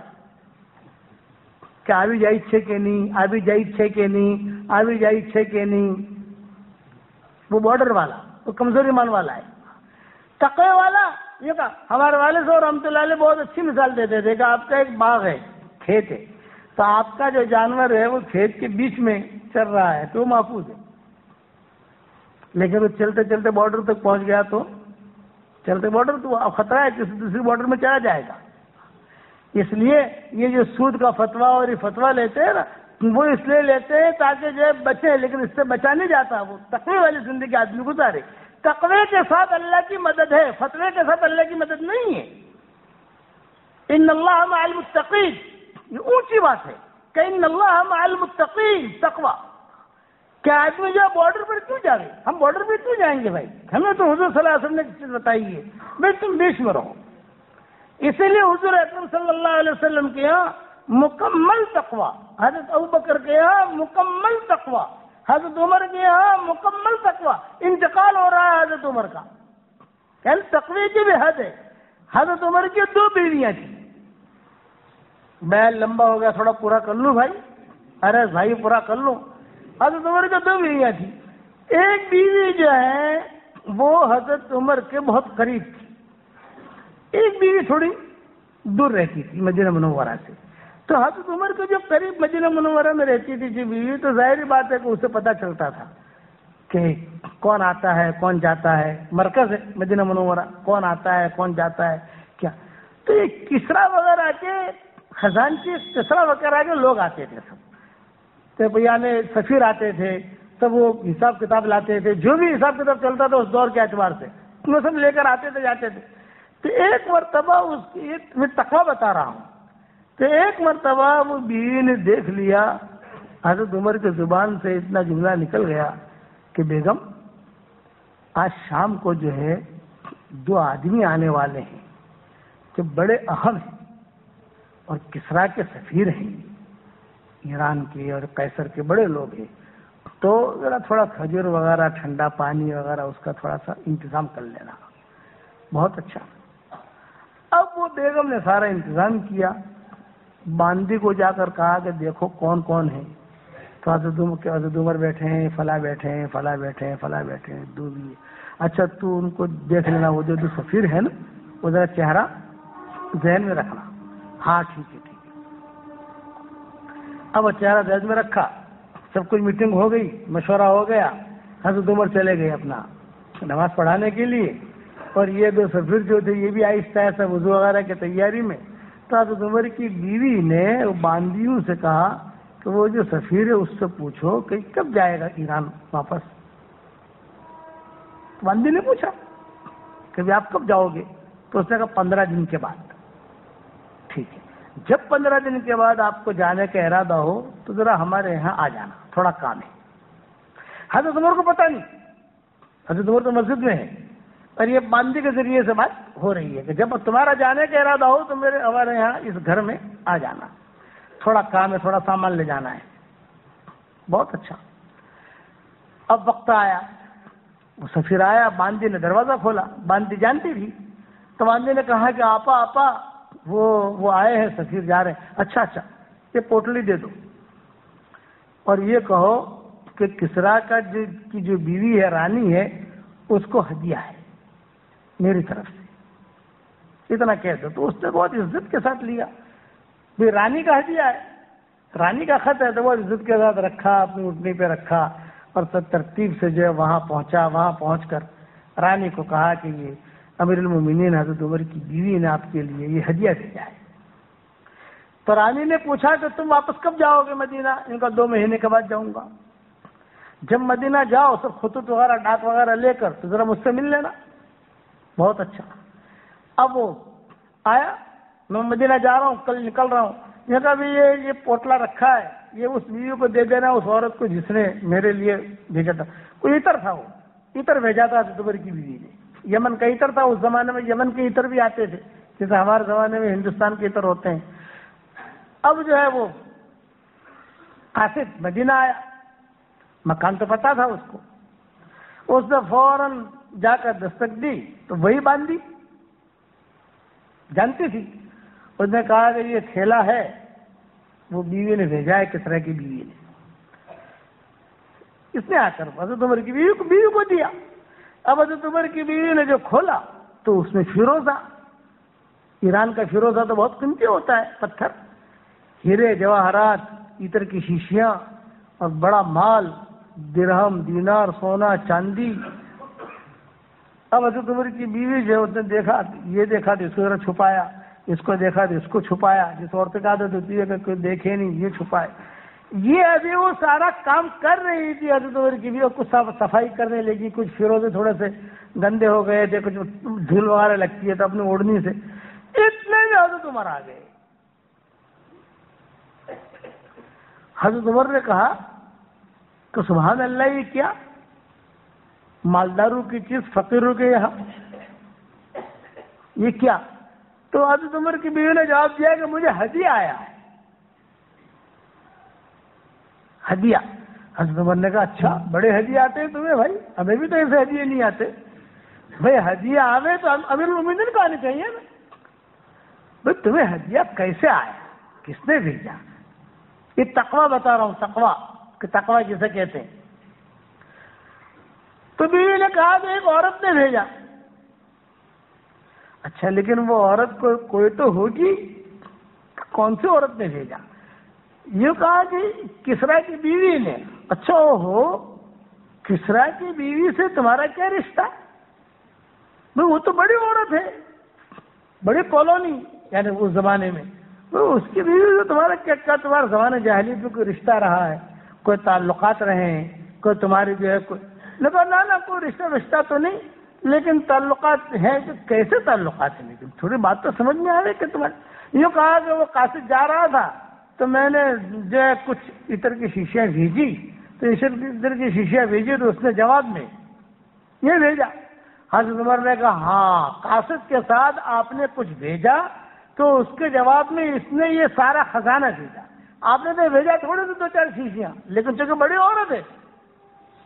تو حضرت عمر نے کہا کہ آپ مجھے اجازت دے دو، میں اسے بیچوں مدینہ منورہ کے بازار میں، اور بیچ کر جو ہے اس کا پیسہ گھر میں لاؤں. اس میں قیمتی چیز ہے، تم بیچنے جاؤ گی تو کوئی بھاؤ دے گا نہیں. تو بیوی خوش ہو گئی کہ چلو اتنے پر تو راضی ہو گئے، کوئی بات نہیں، چلو آپ بیچ دو. اب حضرت عمر جو غلام کے ذریعے سے اٹھوایا، یا ادھر پوچھا ادھر پوچھا ادھر پوچھا، جو بھی پوٹلیاں، جو بھی پیٹیاں، جو بھی پیسوں کی ہوتی تھی وہ لے آئے گھر میں. اور جب گھر میں مال آ گیا، پیسے آ گئے، تو حضرت عمر نے کہا کہ وہ عطر کی شیشے کتنے کی خریدی تھی آپ نے؟ یہ کہا 4 دینار. یہ کہا 4 دینار نکال لیجیے آپ. یہ حضرت عمر نے کہا 4 دینار آپ نکال لیجیے. تو وہ عورت جو ہے کہ بیوی کہہ رہی ہے کہ وہ امل باقی یا امیر المومنین، 4 دینار تو میں نکال لوں گی لیکن باقی، یہ کہا یہ سارا باقی جو ہے یہ بیت المال میں جائے گا. اب بیوی کو آیا غصہ، یہ کہ یہ ہدیہ آپ کو نہیں ملا ہے، مجھے ملا ہے، میں مالک ہوں اس کی، تو میرے مال میں آپ کو تصرف کرنے کا کوئی حق نہیں ہے. تو حضرت عمر کہنے لگے اسماعیل کان کھول کے سن، تجھے جو ملا ہے ہدیہ اس لیے ملا ہے کہ تو امیر المومنین کی بیوی ہے، امیر المومنین کی بیوی ہے. اگر بلال کی بیوی بھیجتی یہ ہدیہ آتا، اگر عمار کی بیوی بھیجتی ایسے شیشے بہت زیادہ بھیج دیتی، لیکن امیر المومنین کی بیوی نے یہ ہدیہ بھیجا ہے تو بھائی اس کا جواب بھی حکومت لیول پر دینا چاہیے، اس لیے آپ کو یہ ہدیہ آیا ہے اور میں امیر المومنین ہوں مسلمانوں کی وجہ سے، اس لیے آپ کا حق خالی 4 دینار کا ہے، باقی سارا کا سارا بیت المال میں جائے گا. یہ تقویٰ ہے. آج یہ تقویٰ ہماری زندگی میں ہے بھائی؟ تھوڑا سا مجھے بتاؤ. ہے آج تو میراث کے مسائل بھی آدمی جلدی پوچھتا نہیں ہے. کیوں نہیں پوچھتا؟ ارے یار پوچھوں تو آپ کو پڑ سے میراث کے مسائل بھی نہیں پوچھتا. حالانکہ حدیث شریف میں آتا ہے کہ سب سے پہلے میراث کے علم کو اللہ اٹھائے گا، اور اٹھ گیا اٹھائے گا، اٹھ گیا اس وقت میراث کے علم. آج میراث کو کون سمجھتا ہے؟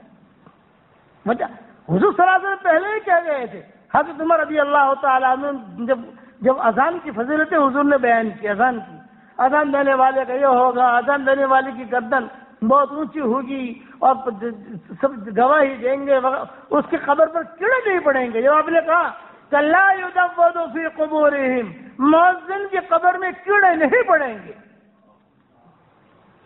یہ آپ نے فرمایا مؤذن کی قبر میں کیڑے نہیں پڑیں گے، اس کی گردن لمبی ہوگی حشر کے میدان میں، جہاں جہاں تک اس کی آواز پہنچے گی حشر کے میدان میں وہ چیزیں گواہی دیں گی. جب یہ فضیلتیں بیان کی تو حضرت عمر نے کہا حضرت اب تو اذان دینے کے لیے لوگ لڑائی کریں گے، لائن لگائیں گے. آپ نے فرمایا نہیں یہ بات نہیں ہے.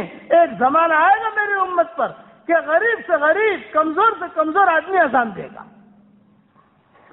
کہ اس کے کوئی قوم میں حیثیت نہیں ہوگی. آج ہے کہ نہیں کہ قوم میں کوئی حیثیت نہیں ہوگی اس کی، وہ اذان دے گا. اور سب سے پہلے میراث کا علم اٹھایا جائے گا. اس لیے یہ شریعتیں ہیں. شریعت کو دیکھو، خالی 3 چلہ دینے سے آدمی کو جنت نہیں ملتی، یہ ذہن میں رکھنا. میں 3 چلہ دے دوں جنت مل جائے گی، یہ نہیں ہے. 3 چلہ دیا اور دین زندگی میں نہیں آیا تو یہ آدمی جہنم میں جائے گا. 3 چلہ دیا اور دین زندگی میں آیا تو یہ آدمی جنت میں جائے گا. معاملہ اللہ کے یہاں 3 چلے کا نہیں ہے، اللہ کے یہاں معاملہ ہے دینداری کا اور بے دینی کا. میرے پاس ایک لڑکی ہے ہی بیچاری، مول صاحب دعا کرو کسی عالم سے میرا نکاح ہو جائے. میں نے کہا بیٹا یہ بات مت کہو، یہ کہو دیندار سے نکاح. عالم ہے بے دین ہے، کیا کرو گے تم؟ مول صاحب دعا کرو کہ عالمہ سے نکاح ہو جائے. میں عالمہ ہے بے دین ہے، کیا کرو گے آپ؟ ہاں عالم ہے دیندار ہے سر آنکھوں پر، عالم ہے دیندار ہے مالدار ہے سر آنکھوں پر. اس لیے خدا کے یہاں جو معیار ہے وہ معیار دین کا ہے. کامیاب وہ ہوگا. میں کیا بتاؤں، جدہ میں میرا مستورات میں اور عربوں میں بیان تھا. جدہ میں یا مکہ میں کہیں پر بھی یعنی بڑی گیدرنگ تھی جسے کہتے ہیں. تو وہاں عربوں میں جب بڑی گیدرنگ کرتے ہیں لوگ تو وہاں تو چونکہ کام کرنا منع ہے نا، یعنی نہیں کر سکتے، تو ان کا ترتیب یہ کرتے ہیں کہ وہ سب کو دعوت پر بلاتے ہیں. بے آج کھانے کی دعوت ہے فلاں باغ کے اندر، کھانے کی دعوت. ابھی اعلان بھی کر دیتے ہیں شیخ کا بیان ہوگا. بیان کے بعد تشکیلیں ہوتی ہیں، تشکیل کے بعد اپنا کھانا وغیرہ ہوتا ہے عربوں کے یہاں، کئی ترتیب ہے، تو بڑی گیدرنگ تھی، اندازہ ہے کہ جدہ میں ہی تھا سمندر کنارے پر. میں کار میں بیٹھا، ہمارا جو خادم ہے وہاں کا عبداللہ لہیانی خاندان کا لڑکا ہے، ہمیشہ ہمارے خدمت میں رہتا ہے سعودیہ میں. وہ جب کار میں بیٹھا، بیچارہ کار چلا رہا، اس کا بیٹا کار چلا رہا، میں بیٹھا، تو میرے جو ہے موبائل میں میسج کی گھنٹی بجی. میں نے دیکھا تو لکھنے والی کوئی عورت ہے اربن، اور کیا لکھ رہی ہے کہ شیخ آپ ہمارے یہاں بیان میں آ رہے ہو اور بہت عورتیں جمع ہوئی ہیں قریش کی اور لہیانی خاندان کی، قبیلے بنی مخزوم کی، فلاں قبیلے کی، انصار، یہ سب کافی عورتیں جمع ہوئی ہیں، اور کافی جو عورتیں ہیں ان کے شوہر بھی ہیں، ان کے بھائی بھی ہیں، کافی بڑی گیدرنگ ہے. میں نے خالی ایک ریکویسٹ کے لیے آپ کو میسج کیا ہے. یہ لکھ رہی ہے میسج میں، نام نہیں لکھا، اس نے نام لکھا ام فلاں، فلاں کی ماں یا فلاں کی بہن.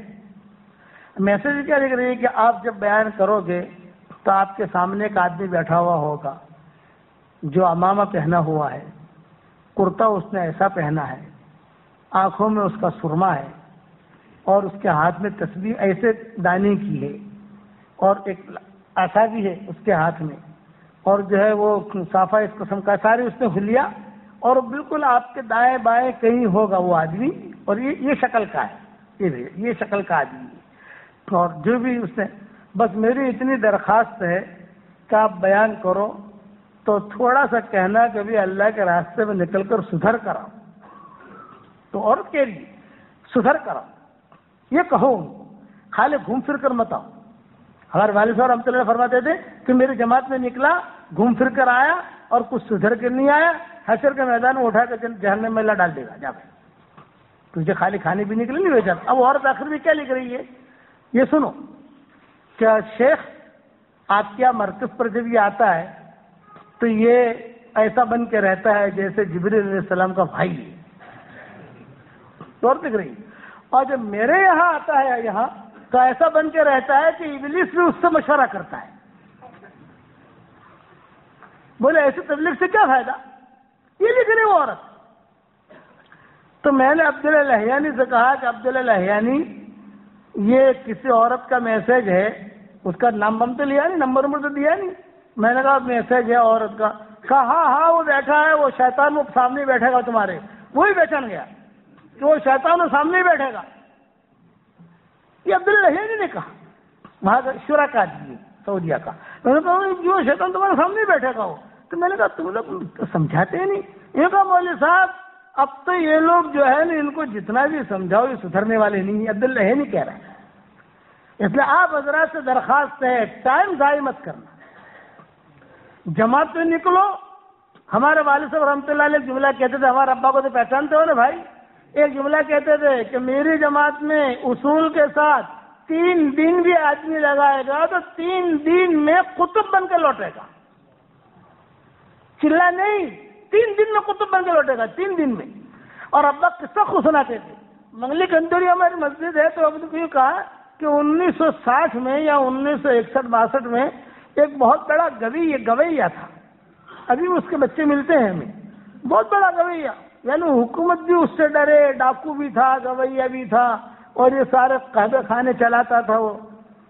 تو میں اور قاضی عبدالوہاب صاحب رحمۃ اللہ علیہ ہم دونوں جو ہے اس کے پاس خصوصی ملاقات لے گئے. تو قاضی صاحب کو جو ہے ٹینشن بہت ہو جاتا تھا، غصہ آ جائے، کوئی بات ایسی دیکھیں غیر شریعت کی تو انہیں بہت غصہ آ گئی قاضی صاحب کو.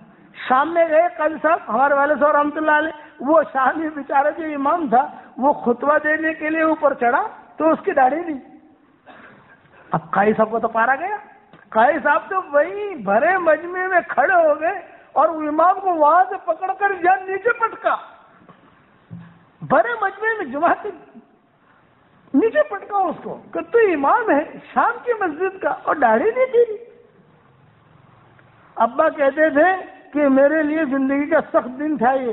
اب جب اس کو نیچے اتر کر ظاہر بات ہے خطبہ دینے کے پڑے گا تو مجمع تو سب ہوتا ہے نا اور آرام سب. تو اس نے جب قاضی صاحب اٹھ گئے اس کو اٹھا کر یوں نیچے پٹکا اور ایک دو تھپڑ بھی لگا دیے. یا اللہ، اب جو ہے لوگوں نے قاضی صاحب کو گھیر لیا، عربوں نے. تو والد صاحب رحمۃ اللہ علیہ فرماتے تھے کہ میں بیچ میں پڑا، میں نے کہا کہ ہادہ مجنون، ہادہ مجنون، یہ مجنون ہے، ہادہ مجنون. اچھا میں کہوں یہ مجنون ہے، قاضی صاحب کے ہادہ لست مجنون. ارے میرا ابا کہہ رہے پھنساؤ گے قاضی صاحب، تو ابھی مجنون قبول کر لو بھائی. وہ کہہ ہادہ لست مجنون، تو کہا کہ دیکھو یہ مجنون ہے، مجنون ہے، پھر بھی کہہ رہا ہے مجنون نہیں. تب جا کر چھوٹی بات جا رہے. تو ابا فرماتے تھے کہ یہ اس کی خصوصی ملاقات کے لیے گئے، تو قاضی صاحب نے دیکھا کہ شراب پیا ہوا ہے، یہ وہ ہے. تو قاضی صاحب کو، تو قاضی صاحب سے ابا نے کہا قاضی صاحب تم مسجد میں ذکر میں بیٹھ جاؤ، میں اسے لے کر آتا ہوں. بٹھا دیا. وہ ہمارے آیا مسجد میں.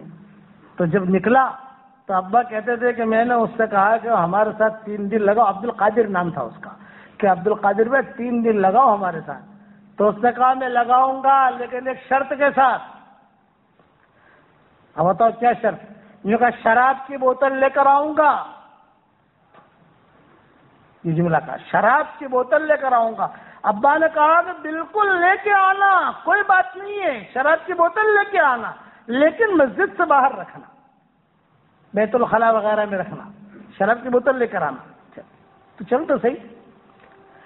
آئے پہلی مرتبہ تعلیم کے حلقہ ہی بیٹھے. اس زمانے کے تعلیم کے حلقے ہمارے جیسے نہیں ہوتے تھے کہ کوئی سو رہا ہے، نہ باقاعدہ چیزیں.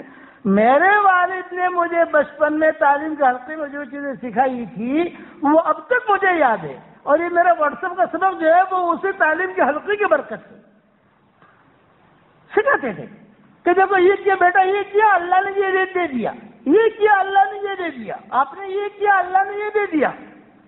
آج اللہ کے فضل و کرم سے 18 کروڑ آدمی ساری دنیا میں سن رہے ہیں وہ سبق ہمارا الحمدللہ. وہ والد صاحب کی برکت ہے، بچپن کی تربیت.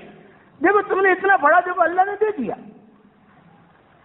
ابا فرماتے تھے پہلی مرتبہ تعلیم کے حلقے میں بیٹھا تو اس نے تعلیم کے حلقے کے بعد کہا کہ والد صاحب ذرا باہر جاتا ہوں. ابا نے فرمایا کہاں جاتے ہو؟ یہ کہو شراب کی بوتلیں رکھی ہے توڑ کے آ جاؤں. توڑ کے. ابا نے کہا بہت اچھا. باہر جو پھوڑ دی اس نے. دوسرے دن اس نے کہا کہ مولوی صاحب میرے تو چیلے چپاٹے بہت ہیں بمبئی کے اندر، آپ مجھے حکم دے میں لے آؤں سب کو. ابا نے کہا کہ نہیں ہم سب ساتھ چلیں گے گش میں. تو ابا فرماتے تھے کہ گش میں لے کر ہم چلے تو میں امیر بنا اور اس کو متکلم بنایا. متکلم تو شراب کے اڈو پہ لے جائے، اے بھائی چل تو بھی چل، او بھائی تو بھی چل. تو سب کو پہچانتے تھے کہ یہ تو دادا ہے، یہ بلا رہا ہے. مسجد کھچا کچ بھر گئی. بیان ہوا، بیان کے بعد تشکیل ہوئی تو اس نے سب کی تشکیل کی اور اس نے 4 مہینے کی نقد جماعت بنائی گنڈوں کی. یہ دوسرے دن. تیسرے دن ابا فرماتے تھے کہ تیسری رات تھی، یہ مولی کندوری مسجد میں کونے میں سے جو ہے رونے کی آواز آ رہی ہے، کوئی رو رہا ہے. تو میرے دل میں بات آئی کہ پتہ نہیں کون رو رہا ہے. میں نے بتی بتی جلائی نہیں، چھوٹی سی مسجد تھی. میں آہستہ آہستہ آہستہ اس کے پیچھے جا کے بیٹھ گیا، دیکھو کون رو رہا ہے. تو دیکھا تو وہی عبد القادر. اور دعا میں کیا کہہ رہا ہے؟ اے اللہ یہ تبلیغ والوں کی مثال ایسی ہے جیسے اہل کہف کی، اور میری مثال اس کتے جیسی ہے جو اہل کہف کے ساتھ چلا. اے اللہ اس کتے کے لیے تو نے جنت کا وعدہ کیا ہے، مجھ کتے کو بھی جنت میں داخل کر دے. یہ 3 دن کی تبلیغ، یہ 3 دن نکلا، یہ زندگی بدلی. آج 3 چلے میں زندگی بدلتی ہے بھائی. اس لیے رواجی تبلیغ نہیں کرنی، رواجی چلنے میں نہیں جانا. یہ کہ جاؤ وقت صحیح گزارو، کبھی بھی اللہ کے راستے میں نکل کر وقت ضائع مت کرو. جو تعلیم کا کہا جائے تعلیم کرو، اعمال کی پابندی کرو. اور اللہ کا شکر ہے کہ ہماری گجرات کی جماعتیں جو ہے وہ نمبر 1 پر رہتی ہیں. میں تو ہمارے پاس آتے تھے نظام الدین، تو جماعتیں آتی جاتی، تو میں کہتا تھا کہ تم خالی چلتے ہو نا، تمہارے چلنے سے ہم سمجھ جاتے کہ کتنے گہرے ہوتے. خالی چلنے سے پتہ چل جاتا ہے کہ دین ہے یا بے دینی ہے، گھومنے پھرنے کے لیے نکلا ہے یا اللہ کے راستے میں نکلا ہے. اس کے لیے اللہ کے راستے میں وقت لگاؤ اور اس میں اپنی اصلاح کی فکر کرو گے انشاءاللہ. آپ بتاؤ 3 چلہ دو گے انشاءاللہ؟ تھوڑی سی تشکیل کر لیں. یہ بتاؤ 3 چلہ کون دے گا؟ جلدی سے بتاؤ، پھر دعا کر لیں. بیان لمبا ہو گیا ہمارا. ہم کو جنت بیان کرنے، جنت تو بیان ہوئی نہیں، چلو بعد میں کریں گے انشاءاللہ. جی لکھو بھی ذرا، ہمارے ذمہ دار جو ساتھیوں کھڑے ہو کے لکھ لو، پھر جو اپنے ساتھی میں ترتیب دے دینا. میرے باپ نے گجرات پر بہت محنت کی ہے، اس کے لیے اس کو خوب لے کے چلو. ہاں یعنی محنت کرو جو ہے اللہ، اور آگے بڑھاؤ اس کو. ہاں ماشاء اللہ 6-7-8 اپریل کی اجتماع طے ہوا ہے کہہ رہے ہیں، تو نوا گاؤں میں، تو وہاں سے جماعتیں نکلیں گی انشاءاللہ، ہے نا. 4 مہینے کے وجہ سے جماعتیں نکلیں گی. بتاؤ، کھڑے ہو جاؤ. مولانا اختر صاحب، اور بتاؤ کیا نام؟ ماشاء اللہ. اور بتاؤ.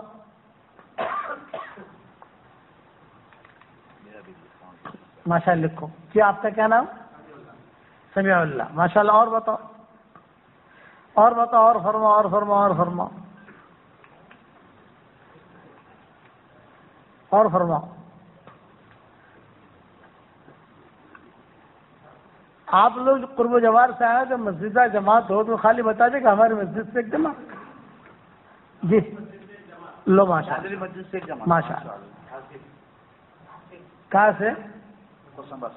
کوسمبا. ماشاء اللہ. آصف کیا نا؟ آصف سواد سے. ہاں یا نام بدل لے. کیا نام؟ ہاں ماشاء اللہ. ہمارے یوسف بھائی تو ہمارے پرانے ساتھی ہیں انشاءاللہ. اور سردار کا کیا حال ہے؟ سردار بیمار ہے، تو تھوڑی ملاقات کروا دو ان کی. بہت پرانا ہمارا ساتھی ہے، والد صاحب رحمۃ اللہ علیہ کے زمانے کا. ماشاء اللہ. جاتے ہو گھر قریب ہو تو جاگ رہے ہو تو ملاقات. ہاں. اور بتاؤ، اور بتاؤ. اتورن. ماشاء اللہ. اور بتاؤ، اور بتاؤ، اور بتاؤ. 4 مہینے کہاں 4 مہینے کے بعد ہے؟ ابھی تو چلنے کے بعد ہے ہی نہیں. اور بتاؤ. نورانی مسجد. ماشاء اللہ. اور بتاؤ، اور فرما، اور فرما، اور فرما. اسٹیشن جو یہ مسجد ہے. ہاں ماشاء اللہ. اللہ قبول کر. اور بتاؤ. اپریل 4 مہینہ. ماشاء اللہ. اور بتاؤ. نام کیا ہے؟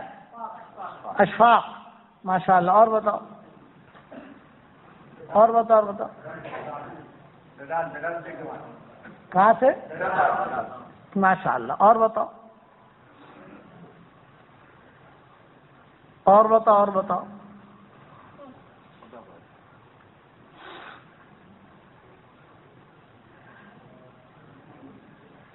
ماشاء اللہ. سب تیار ہونے انشاءاللہ بھائی. چلو میں نام کے اوپر 1-2 چیزیں بتا دوں ان لوگوں کو. بیٹھ جاؤ.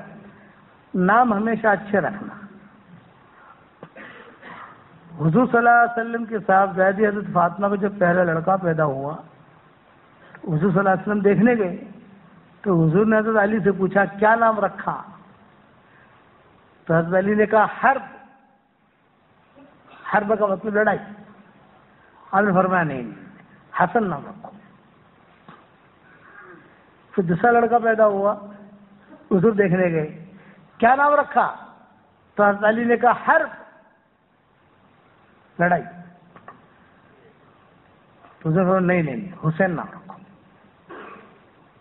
تیسرا لڑکا پیدا ہوا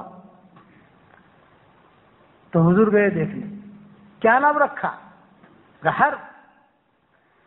یعنی حضرت علی کی تمنا تھی کہ لوگ مجھے ابو حرب کہیں.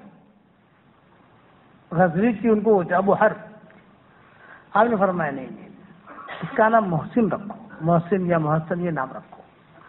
پھر حضور صلی اللہ علیہ وسلم نے فرمایا کہ یہ تینوں نام میں نے تم کو جو بدلے ہیں یہ ہارون علیہ السلام کی اولاد کے نام دیے ہیں. کہ ہارون علیہ السلام کے بھی 3 لڑکے تھے، ان 3 لڑکوں کے نام کے معنی یہی ہوتے تھے حسن، حسین، محسن. اس لیے نام اچھے رکھا کرو. پھر حضور صلی اللہ علیہ وسلم نے اعلان کیا کہ میری امت میں یہ نام ہے، میں اگر آئندہ سال زندہ رہا تو یہ نام ختم کر دوں گا. یہ نام مجھے پسند نہیں ہے. اسی لیے یہ سعید ابن مسیب کے جو ہے ٹینشن میں تھے. سعید ابن مسیب تو کسی نے آ کر کہا کہ بہت پریشان ہو. بولے کیا کروں، ہمارے گھر میں قصہ ہو گیا. سعید ابن مسیب کہتے تھے کہ قصہ کہ میرے دادا ہے میرے نانا حضور صلی اللہ علیہ وسلم کے پاس آئے تو حضور نے فرمایا کیا نام ہے تمہارا؟ تو انہوں نے کہا حسن. حسن کا مطلب ہے غم. آپ نے فرمایا نام تمہارا ٹھیک نہیں ہے، نام بدلو. تو انہوں نے کہا میں کیوں بدلوں، میرے باپ دادا نے رکھا ہے. نہیں بدلا. وہ انہوں نے نام نہیں بدلا. آج 100 سال ہو گئے ہمارے فیملی میں ٹینشن ہی ٹینشن ہے. آپ سمجھے، ناموں پر مستقل میں نے 10 دن تک بیان کیا ہے واٹس ایپ کے سبق میں. 10 دن تک الگ الگ الگ الگ الگ الگ. اس لیے اپنے بچے اللہ تعالیٰ جو بھی اولاد دے تو اس میں ہمیشہ یاد رکھنا. بعض مرتبہ ہمارے پاس لوگ آتے ہیں، ہم بھی تو پیر ہیں نا بھائی، دنیا کے پیر ہیں، وہ آتے بیچارے کہ والد صاحب چھوکرو تھے نام ہے وہ آپ جو کہ قرآن میں ہوئے دنیا میں کوئی تو نہ ہو، نام ہو ایسا جو قرآن میں ہو اور دنیا میں کسی کا نہ ہو. میں نے کہا یہ شرط بولو. میں نے کہا عبداللہ رکھ لے، عبد الرحمان رکھ لے، احمد رکھ لے، محمد رکھ لے، نبیوں کے نام رکھ لے. نا مول صاحب آتے بتا گھیڑا لوگوں کا نام ہے، بوڑھے لوگوں کا نام ہے. نہ ایسا نام دو مولانا کہ جو قرآن میں ہو دنیا میں کسی کا نہ ہو. تو کبھی غصہ بھی آتا ہے. میں نے کہا ایک کام کر، تیرے بیٹے کا نام فرعون رکھ لے، قارون رکھ لے، ابلیس رکھ لے، شیطان رکھ لے. یہ سارے قرآن کے نام ہے بھائی، قرآن میں ہے سارے نام. ہر نانا بول ارے نانا، ارے میں کہا سیدھا سیدھا عبداللہ رکھ لے بھائی. اچھا اللہ کو پسند ہے یہ نام.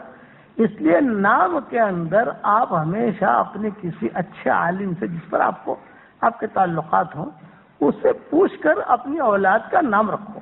میں نے ارادہ کیا تھا کہ 500 نام لڑکیوں کے لکھ لوں، 500 نام لڑکوں کے لکھ لوں اور سامنے اس کا ترجمہ لکھ لوں تاکہ جس کو بھی پوچھنا آئے تو اس کو کتاب دے دے بھائی یہ کتاب ہے 500 نام ہے یار. تو لیکن اب بڑھاپے کی وجہ سے وہ کام میں کر نہیں سکا.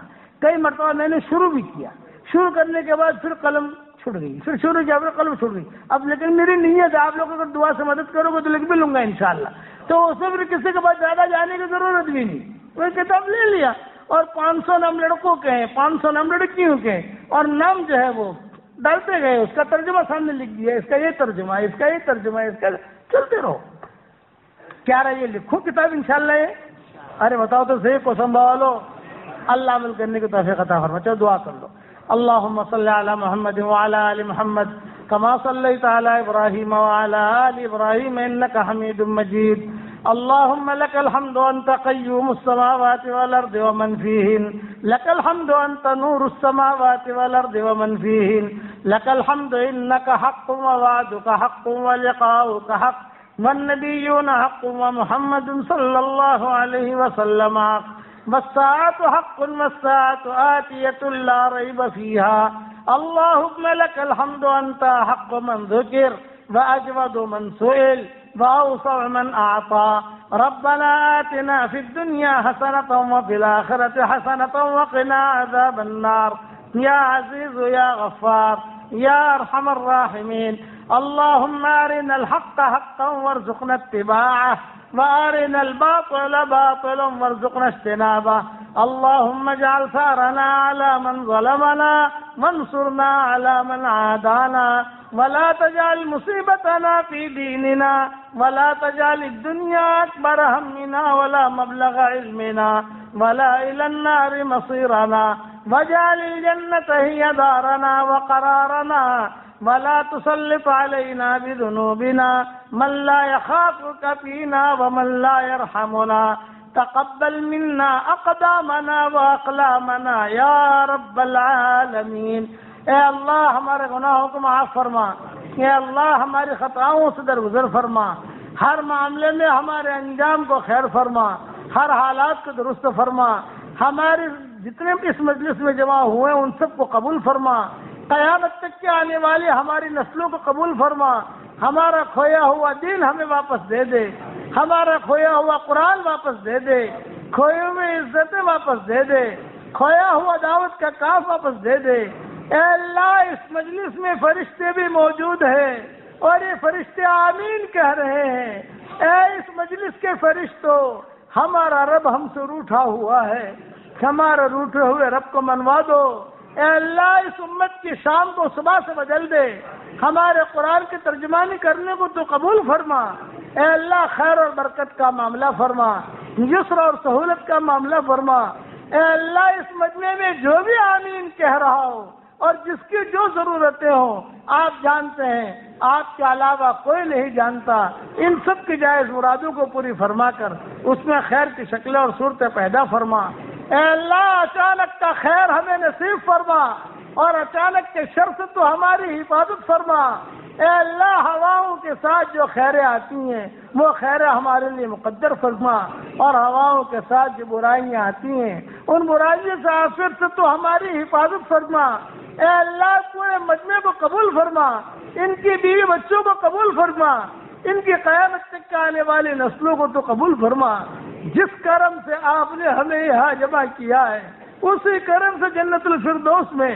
تیرے نبی کے پڑوس میں تو ہم سب کو جمع فرما دے، اے اللہ ہمیں مانگنا نہیں آتا مگر تجھے دینا تو آتا ہے، اپنے کرم سے تو عطا فرما، اپنے فضل سے عطا فرما، اگر آپ نے ہمارا نام سعید اور نیک بختوں میں لکھا ہو تو ہمارا نام انہیں میں لکھے رکھیو، اور اگر آپ نے ہمارا نام شقی اور بدبختوں میں لکھا ہو تو ہمارا نام ان کی فہرست سے مٹا دینا، اور نیک لوگوں کی فہرست میں ہمارا نام لکھ لینا، لکھنا بھی آپ کا کام ہے، مٹانا بھی آپ کا کام ہے، لوح و قلم بھی آپ کے پاس ہے، سعداء میں تو ہمارا نام لکھ لے، سعداء میں تو ہمارا نام لکھ لے، ہمیں محروم نہ فرما، ہمیں محروم نہ فرما، اس مجلس میں سے اٹھ کر ہم جو اپنے گھروں پر جا رہے ہوں تیرے آسمان پر اعلان ہو رہا ہو، کھڑے ہو جاؤ تمہارے گناہوں کو نیکیوں سے بدل دیا گیا، کھڑے ہو